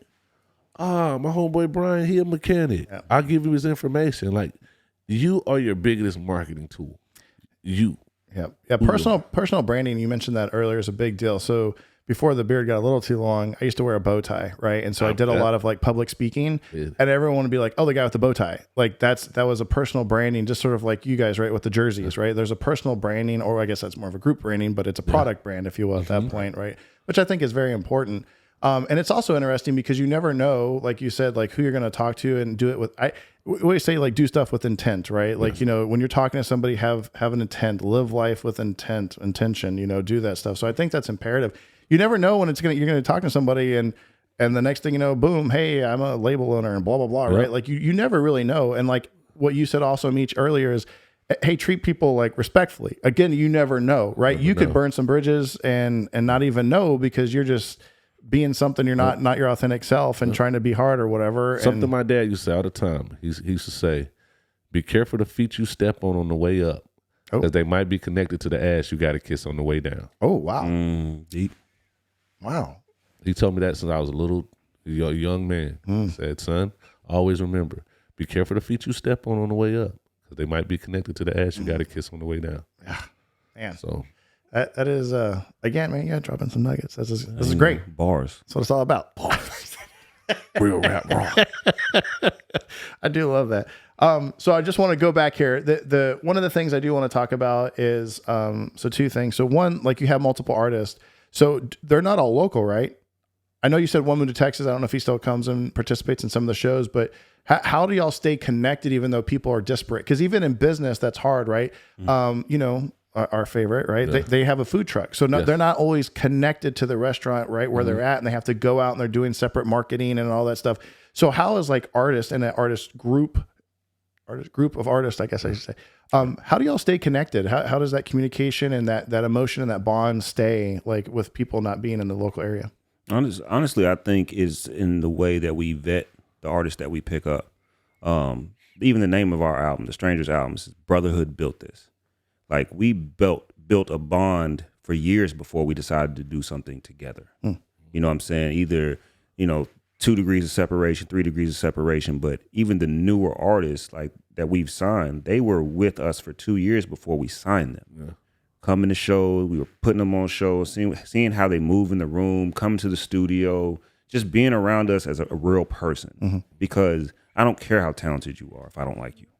That's a fact. I don't care. You don't have to always like somebody to do business with them, but if I'm going to actually put my stamp on you, I want to make sure that I can vouch for your character and, you know what I'm saying, and your integrity. Like, who are you as a person? Yeah. I don't care who you are as an artist first. I care about who you are as a person. You're already in this room because you're talented. Right. You know what I'm saying? But are you a piece of shit? You know what I'm saying? Because it's funny you say that, right? So business, right? If you study global business, there's certain cultures that's imperative, right? So one of them being like the Asian culture, everyone laughs or whatever. You'll watch a movie, right? I love other cultures anyways, but they'll go do karaoke. They'll go to a boardroom. They may have like 5, 10, 15 minutes and they're like, okay, it's time to get some sake and go to karaoke, because same boat. They will not do business with people that they can't get along with, right? Or respect each other, right? From that instance. And maybe you don't have to respect each other like down deep, right? Like, hey, we're going to have this under the stars kind of conversation, but there's a certain level, especially, right? You're traveling together, you're doing all these things together. You're in the room, what'd you say, like 8 at night till 7 in the morning, 5 in the morning, right? I mean, you're together a long time. If you don't get along, that's just not going to be, you're not going to, sustainable. And then you're going to hear it in the product, right? You're going to hear it talent again, but that's that unity that. And with us too, we're around each other's kids too. Like this is my niece. Like when she came in, I introduced her as my niece, because that's my niece for real. You know what I mean? Like we talk on Instagram sometimes, you know what I'm saying? That's my niece. That's his daughter. We're not related by blood, but that's my niece. If he's not around, I'm gonna make sure she's okay.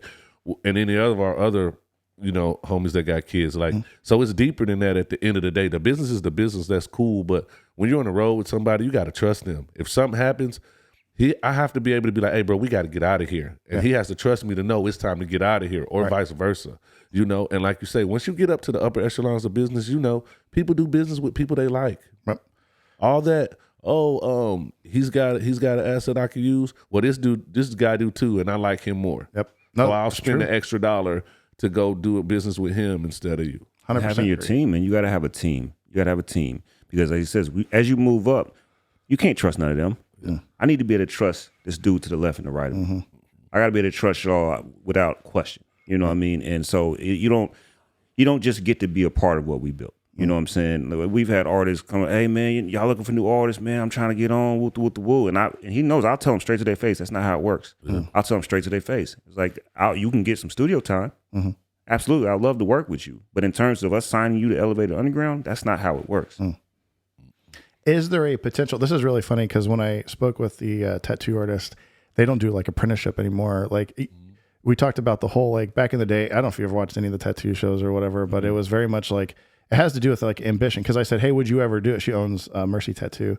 I was like, would you ever do it again? And, she's like, And then I was like, what if they're like there all the time? They're like literally, and she's like, maybe I'd take into consideration. So for y'all, is there a potential if new artists do want to get involved with your group? Is there a potential? But again, not just coming in, like it's sort of like the motorcycle gangs, right? Be a hang around, right? Like hang around, sort of prove yourself out. Is that still something possible, or y'all pretty much just close the doors on that? Oh, of adding new artists? Yeah. To be honest with you, I think we're pretty much set. The team and the roster is set. We're always willing to collab with people. We just don't collab with everybody. Right. Anybody we can collab with anybody. We just don't collab with everybody. I want y'all to hear that very closely. But as far as Elevator Underground as a unit, as a team, I'm pretty sure we have all the pieces we need.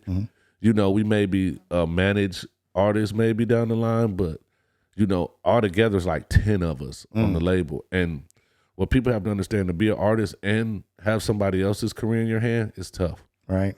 So we don't want to give anybody else new coming in, because then you have to focus on them when you have these people that's been riding for you for this long.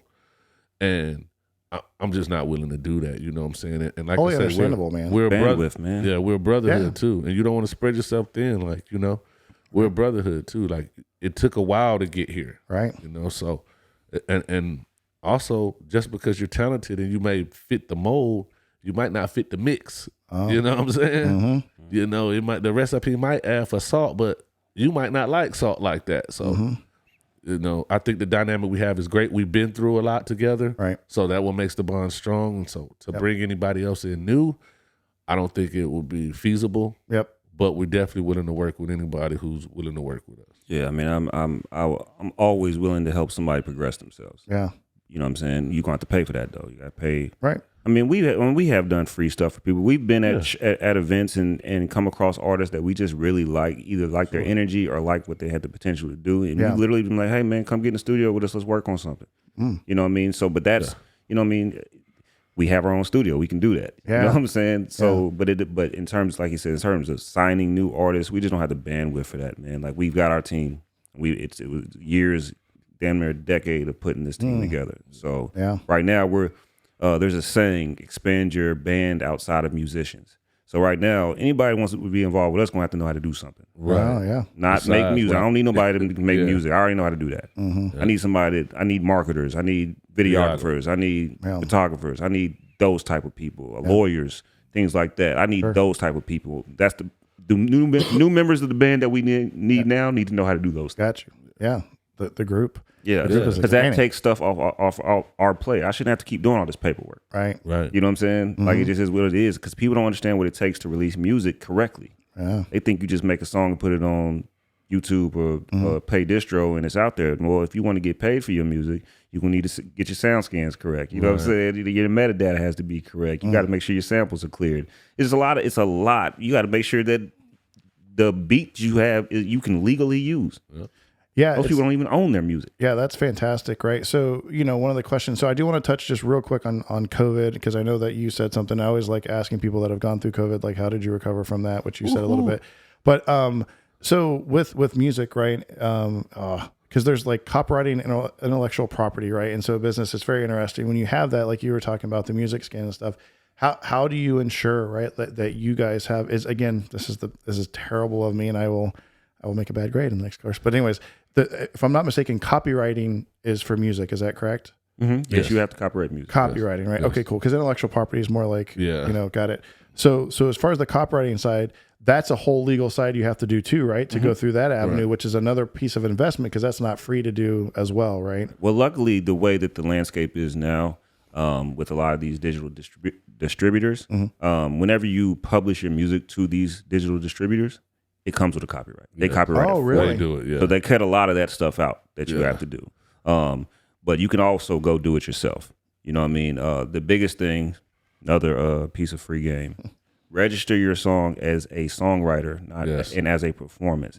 So if you register as a performance, as the songwriter and a performance, when a DJ plays your song, people don't know this. When a DJ plays your song, it's considered to be a performance, whether you're there or not.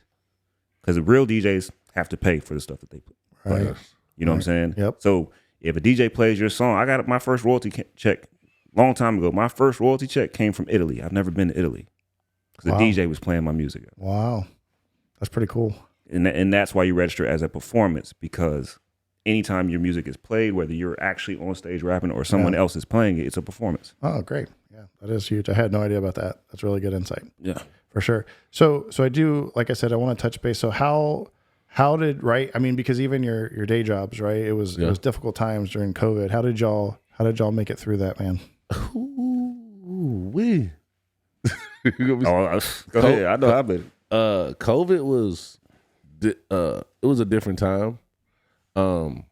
Music wise, everything was at a standstill. But in that time, we dropped like a critically acclaimed album too, Hoodie Season, from for the other guys in the group. So quiet as kept, I've been ready to retire from music for a long time, like as being an artist. But we always seem to come back, and I always seem to. I've been retiring since the first album, I think, and we put out like I don't know how many. But Hoodie Season was my ode to music, my way out. But we had these guys we had just signed. We had just signed them as a collective, all of together, and we were trying to figure out how to put them out. And this was during the pandemic, so we was in the studio a lot, just figuring out what we was gonna do. You know what I mean? His job never closed down, so he stayed flourishing, and you know what I'm saying. We was figuring stuff out, and then the comedy thing came, of course. But I was like, we were sitting in the studio, and he was like, man, we might well drop your solo album. Let's just go ahead and drop it. And I was like, and keep in mind, we had this big tour that we had lined up, and it got canceled. Right. So we lost thousands and thousands of dollars on this tour. So he like, man, we might well drop your solo album. This be your, you know what I mean? I'm like, yeah, let's just drop it. So me and him were in the studio recording songs we already had, new songs. And then I was just like, hey, let's just take some verses off of this and just make it a Hoodie Season album. So we put the new guys on it. That's why I'm on, like, any of our fans that know about Hoodie Season, the reason I'm on almost all the songs is because Hoodie Season was supposed to be my solo album. But I was just like, yo, we got to promote these guys. And he was like, you're right. You know what I'm saying? How we going to promote these guys? And I was like, let's just make this album Hoodie Season. And, you know, we reached out to some people, the Daily News, which we have a good relationship with. They did a spread on us, and that's the birth of Hoodie Season. Wow. So during the pandemic, that helped birth these new artists that we had. And it was just pretty much us not being unselfish and saying, okay, let's not work on a solo album. Let's just put these guys on. And so we took off verses, mixed it around. He did his thing, and that's how Hoodie Season came. So the pandemic really like boosted us up, really. You know what I mean? Yeah, I mean, I tell people all the time, man, I made more money in 2020 than ever. Partly because there's so many rappers. There's so many rappers in the world, in Florida, in Okaloosa County, in, you know what I'm saying, in the Southeast, in the nation, and everybody was stuck at home. So a lot of these artists have home setups, but they don't know how to mix. So I was literally just selling my mixing service online. Yeah. I was like, yo, record your song, send me your stuff, $150, I'll get you together. Whoop. So I'm already stuck in the studio anyway. Right. And like you said, my job never closed down because we're considered to be essential workers because it's food. So I would go there and make that little bread, and we're making more money there because people can't go to the grocery store for real. Like, so we're making money hand over foot there. Then I'm getting off. I get off. I check my email. I got 10 jobs in the email. You know what I'm saying? So 2020 was lucrative to me. you know. Yeah. I mean, some are like that, right? It depends on the industry you're in, and like you said, the skill sets you have. Like some, prospered, and some unfortunately adapt. were.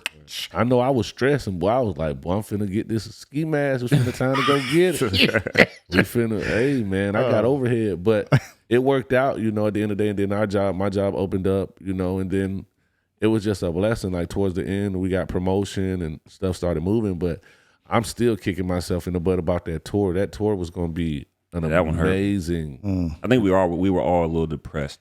I think it took us a little minute because we just got back moving as the Strangers in terms of like full force, really getting back on promoting our last show. We just promoted at standing room only, and it was packed. Yeah, you know what I mean. But when that tour got canceled, man, it kind of took the wind out the sails for us because we had worked so hard to get to that point, and we had the 13 cities, we had our dates, everybody had their time off from work. Yeah. We knew how we were going to play, because some of us were going to have to come back to Fort Walton in between the weekends because some people just had to go to work. Me being one of those people. But we were going to come in, work 3 days, and then hit the road again. Like, that's what we were going to do. We had it all planned out, and we had the money. The money was already there. The money was there. We just had all we had to do was go perform. The money was there. And we were so excited because this was our first, national tour. Like we were teaming up with other artists. It was going to be... In each region, we had artists that we were working with. I hate to talk about the what ifs, but that tour would have probably took us out of here. But it wasn't in the plans. It wasn't, reasons. There's a reason behind everything, right? Yeah, and it wasn't like something that we did wrong. Right. Just one day, everything was shut down. Yep. And what's crazy is even after everything started opening back up, we couldn't rebook the tour because a lot of the venues that we had for the tour didn't exist anymore. Yeah. Oh man. Yeah, man. It hurt, man. I think we all were a little bit depressed for a little bit. Speaking of a story, I remember being in the studio. He cool as a fan. I'm like, man, I'm tired of this. What we do? You act like you come, we ain't got it no more. I'm just ready to quit. And I was just like, man, just take a deep breath, bro. Fun fact, I practice Buddhism, so I'm very I'm in the studio losing my mind. I'm like, they done canceled the tour. Oh, what we are going to go rob somebody. And he was just like, yo, it's going to work out. You know what I mean? And then once I calmed down, we came up with a plan and it was like, look, let's just do it like this. And then stuff started opening up, and then we were able to. I think the most beautiful thing and I call it collateral beauty because a lot of times when something's bad, all you can see is just what's in front of you. You can't see any further. It's like walking in the woods with fog. You can't see what's beyond that fog. Right. With him, that kind of became the thing that opened that comedy door up. It did. And I remember us having that conversation when he was talking about how he didn't want to do comedy because they didn't want people thinking about him as a comedian, whoop, whoop, whoop. And I was like, dog, you gonna sit here and tell me what God got for you? You gonna sit here and tell God, is this your plan or his? Because last time I checked, you're incredible at what you do. Right. Do you love being on that stage? Do you love comedy? Yeah, I do. I said, so why would you not do something you love because you don't want somebody to think of you as a comedian over a rapper? I said, bro, you're incredible at it. Right. But that transition of not being able to do the tour, the pandemic, and then these comedy opportunities start presenting themselves. Yeah. You know what I mean? I'm like, collateral beauty, dog. Because if you had to quit that day, we would have never seen you at the Palms. If you had to quit that day, we would have never seen you at Vibe when you destroyed that Valentine's Day. Was it a Valentine's Day event? Yeah, it was, yeah. Bro, he had it's very rare to have a perfect set. As a rapper, as a singer, as an actor, that's the only time ever in my life that he was perfect. Wow. And he was perfect. And I had to tell him that too. He was perfect. Like I'm talking about mic drop perfect. Wow. Yeah. And I remember booking it. Oh, it was April Fool's. It was April Fool's. Okay. It was April 1st, 2022, I want to say. So when the promoter came to them at the Vibe nightclub, which was at the time the biggest nightclub in Fort Walton, they were like, we need to get a headliner, a big name headliner. That's the only way it's going to work. So that didn't work out. And then, I'm doing my thing and they were like, okay, the promoter comes back between talking to me and they like, hey, we're going to get Meech to do it. Meech is going to be the headliner. So my poster's all up in this club and everybody's like, oh, some people know me, some people don't. Mm-hmm. And it's just like, before my shows and everything, like the week before, I'm always with him. Like I'm in the studio with him and I'm just talking. I don't really tell him my material, but we just talk, you know what I mean? And he's like, you feel heavy, don't you? And I was like, yeah, I'm heavy, dog. You know what I'm saying? Like, I don't. And he was like, you got it, man. You know what I'm saying? Just do your thing. He was like, I'm going to be there to support you. And it's a packed house, and, the other artists go up, and I'm headlining, I come out, and I do my thing, and the crowd just is going crazy. Like, and it's talking about standing ovation. Yeah. Wow. Like 200-some people, like, going crazy in this spot. And he comes to me, man. As soon as I get off, I always go to him when I get off stage, and he was like, ain't you glad you didn't quit? He was like, I seen you great a lot of times. He was like, but I ain't gonna tell nobody what he making the show, but he wouldn't be making what he making the show if he had to quit. And he was like, and it's some money. Yeah. And he was like, man, I seen you great a lot of times. He was like, but you was perfect tonight. Wow. He was like, ain't you glad you didn't quit? Because he's always gonna tell me at the end of a show, Yep. Hey, that's joke. Don't do that. Yep. Don't. I was proud, man. Yeah, I was proud, bro. That's so cool, man. That's my brother for real, man. Yeah, that is so cool to have that bond. Well, I'm glad, man. I'm glad that worked out for y'all. And again, so some of the biggest questions are like, I think you said maybe not, but do y'all foresee yourselves putting out another album? Oh yeah, we have to. Yeah, yeah. We're working on one right now. It's secrets out. Nah, we are. We're gonna put out. We're actively working on one. Yeah, good, man. Yeah. Good. You don't have an estimated time? That's not how we do it. Got it. When it's right, it's right. Yeah. So the thing, and everybody shouldn't do it this way. This works for us. I'm a strong believer in make the product, then figure out the rest. Gotcha. Make the product, because I don't want to put a deadline on it, and you start rushing the process. Right. Yeah. We're not rushing it. We're gonna make it right. Yeah. You know what I mean? That's good. I mean, it's funny. So when I first started this, so my cousin, he also marketing and all that stuff. I mean, again, he was a manager, so he understands that. And I was like, yeah, man, I want to do this. And also watching like, by the way, the YouTube formula is really good. It talks about the algorithms. It's a book I was listening to.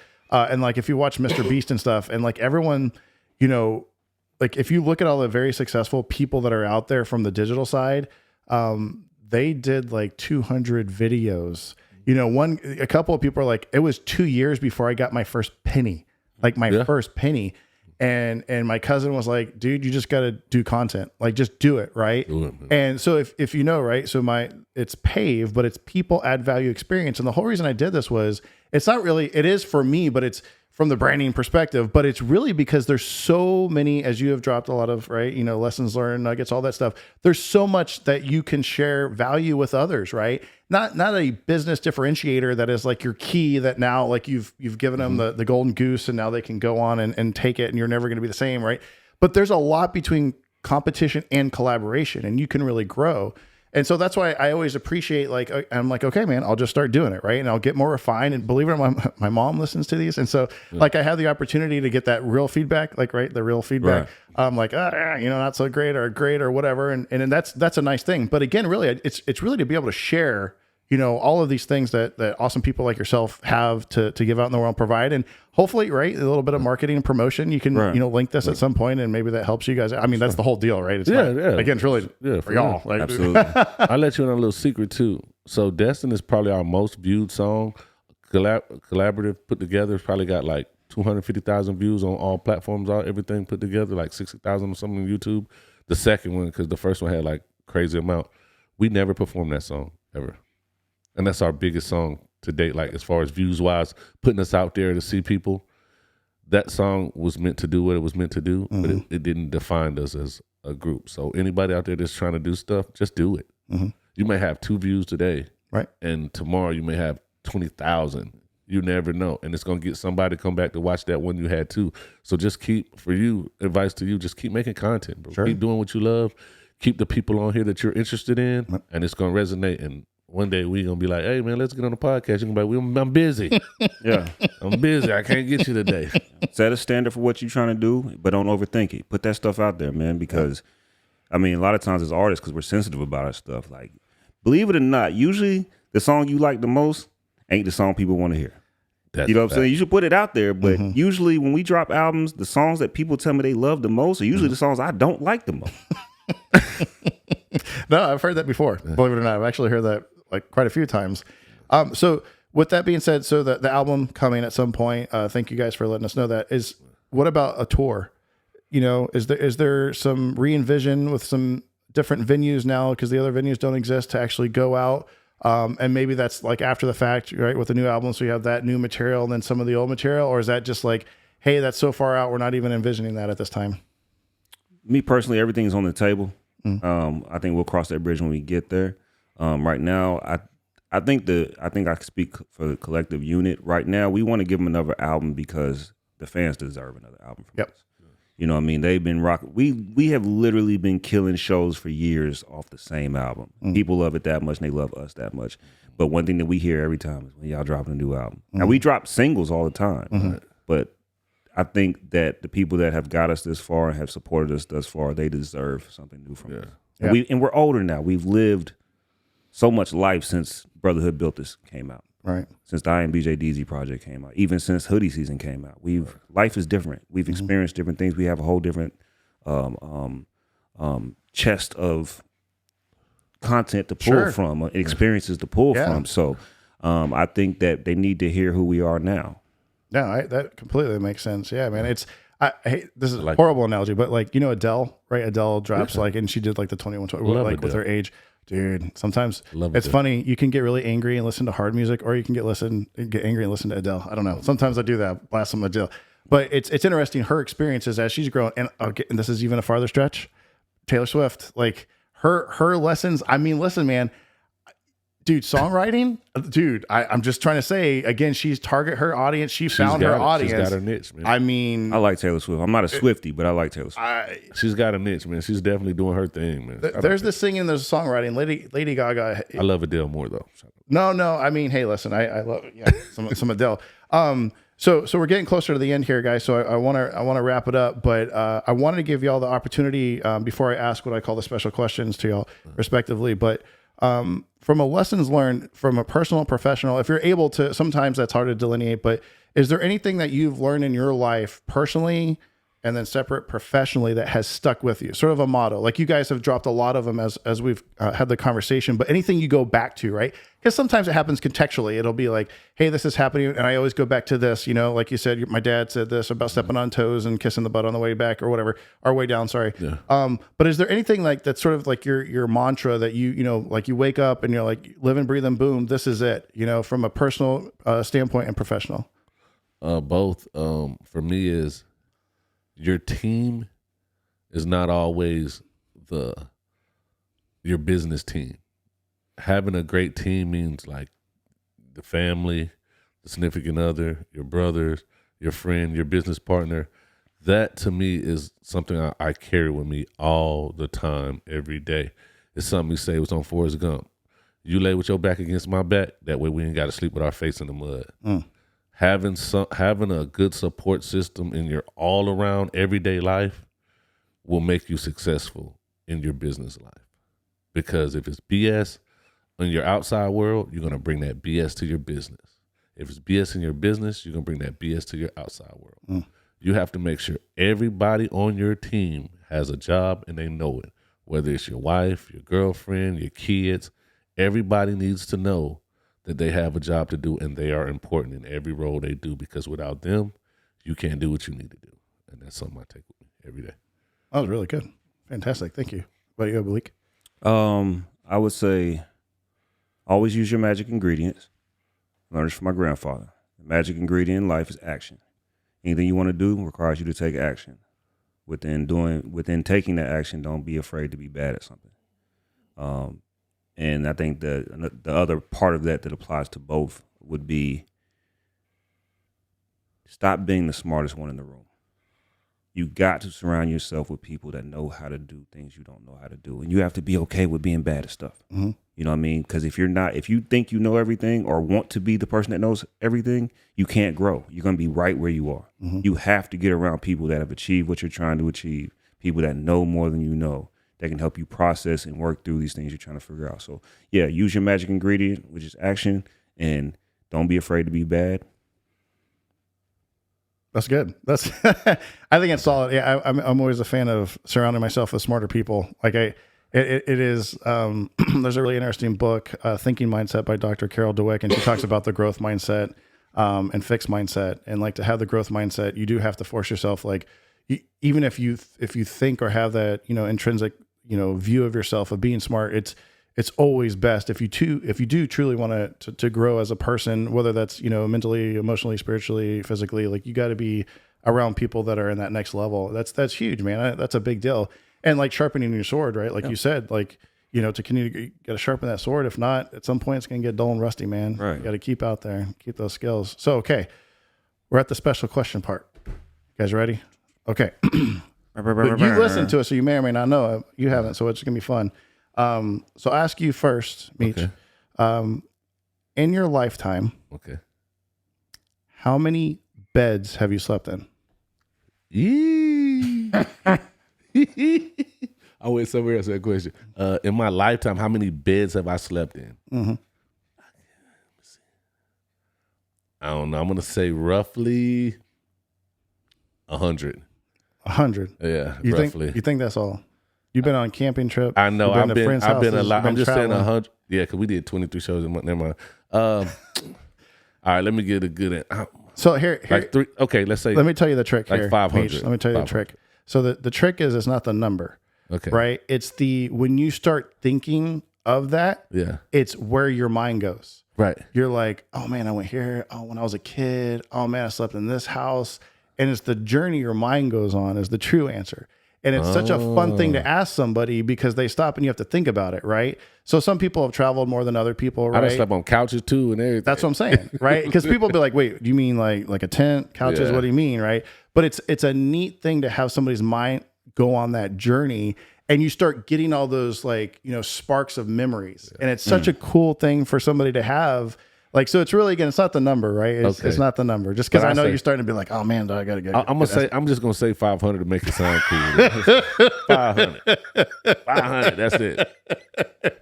Oh man, that's fantastic. How many in bed was with women? No, I know that's 350. I know the 350. I'm just joking. My niece in here. I'm just playing. Don't. All right, Oblique. Okay. For you.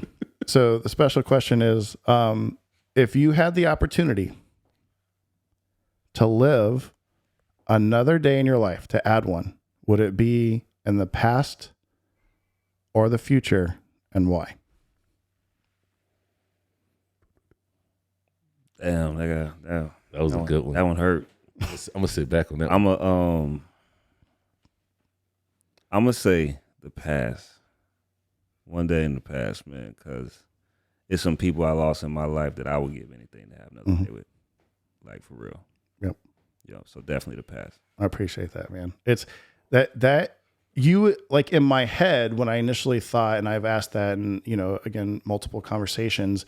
I always think about like people that answer the past. I've actually had quite a few say the future because they're like, hey, I've had no regrets. I've spent time with the people that I needed to, and I would like to see where my family's going, like my children, or where like my life ends up, or whatever I'm leaving. So it's one of my favorite questions to ask. Well, both of those two, because sometimes I get the funny side of that. People are like, "Oh, what do you mean?" You know, like I only got 5 kids, but you know, like. Right. But it's always interesting. But that one is like it's a true journey, and so it's funny you guys talk about networking and meeting people, and I've always found that like even if you're sitting on a plane or whatever, having the conversations, you can get the like, "Hey, where are you from? Hey, whatever else."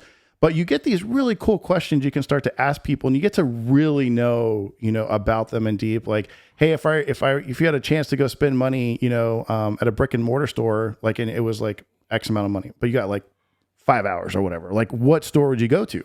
And it's interesting to hear people. Some people, they're like, oh, I really like watches. It'd be a watch store. Oh, oh man, groceries. Like I'd just go spend groceries and put in the freezer. And then some people think hard and they're like, oh, I'd go to like Lowe's or Home Depot because then I could buy building supplies and build another house. Right. So it's so interesting to think and you get a little bit more than just that, like, you know, top layer of questioning, if you will. So again, I do appreciate that. I know sometimes it takes a little bit of a, Nah, I like it. goes That down was a journey. dope. Yeah, that was nice. That was dope. I was like, how many? But I was thinking about places I've been too. I was like, then I was over there. One time. There was some shenanigans. Right. Shenanigans. Shenanigans. So last for the promo side, anything you guys want to say? Anything upcoming, recent that y'all want to talk to? Yeah, man. Any artists looking for studio time on the Emerald Coast? We are on social media, Elevated Underground of the Emerald Coast on Facebook, Elevated_Underground on Instagram. We'll probably have all those links from somewhere. One of our artists, Thaddeus Royale, just dropped a new album. It's called Not for the Weak. It's streaming on all platforms. Another one of our artists, Chris Carter, he just dropped a new album called Long Story Short. It's on all platforms. Yeah, man. We're working on some new music. We're gonna be doing some new shows and a big comedy event coming up. So just stay tuned. Make sure y'all tap in with us on social media. Great. Yeah, and if you want to get a hold of me, get a hold of him. Yeah, because he can say no, and it don't seem bad coming from me. But yeah, man, like I say, we got a big comedy event we're trying to put together. Details will be out on that. We dropping music, of course. Niceville, we're partnering up with SRO, and we're going to start doing events there. Great. So right now it's every 4 months or 3 months, somewhere in there. But we're bringing something to Niceville, so you guys have something to do. The last show we did was epic. It was cool. Everybody was fun, loving. I don't know how people feel about SRO, but when we do a show, it's safe, it's loving, it's fun. So we're trying to bring something to SRO so people in Nashville have something to do. It's going to be on Fridays, once every 3 months or 4 months, somewhere in there. But just, follow us on Facebook, Elevator Underground, and you will see all that other good stuff. That's great. Yeah, I think I was flying back into town, or I would have loved to go to that and make sure all the the children are in bed. But I'm looking forward to coming to one of your shows for sure.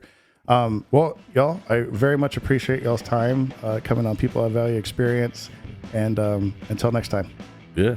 Peace, love, blessings. All right. Thanks.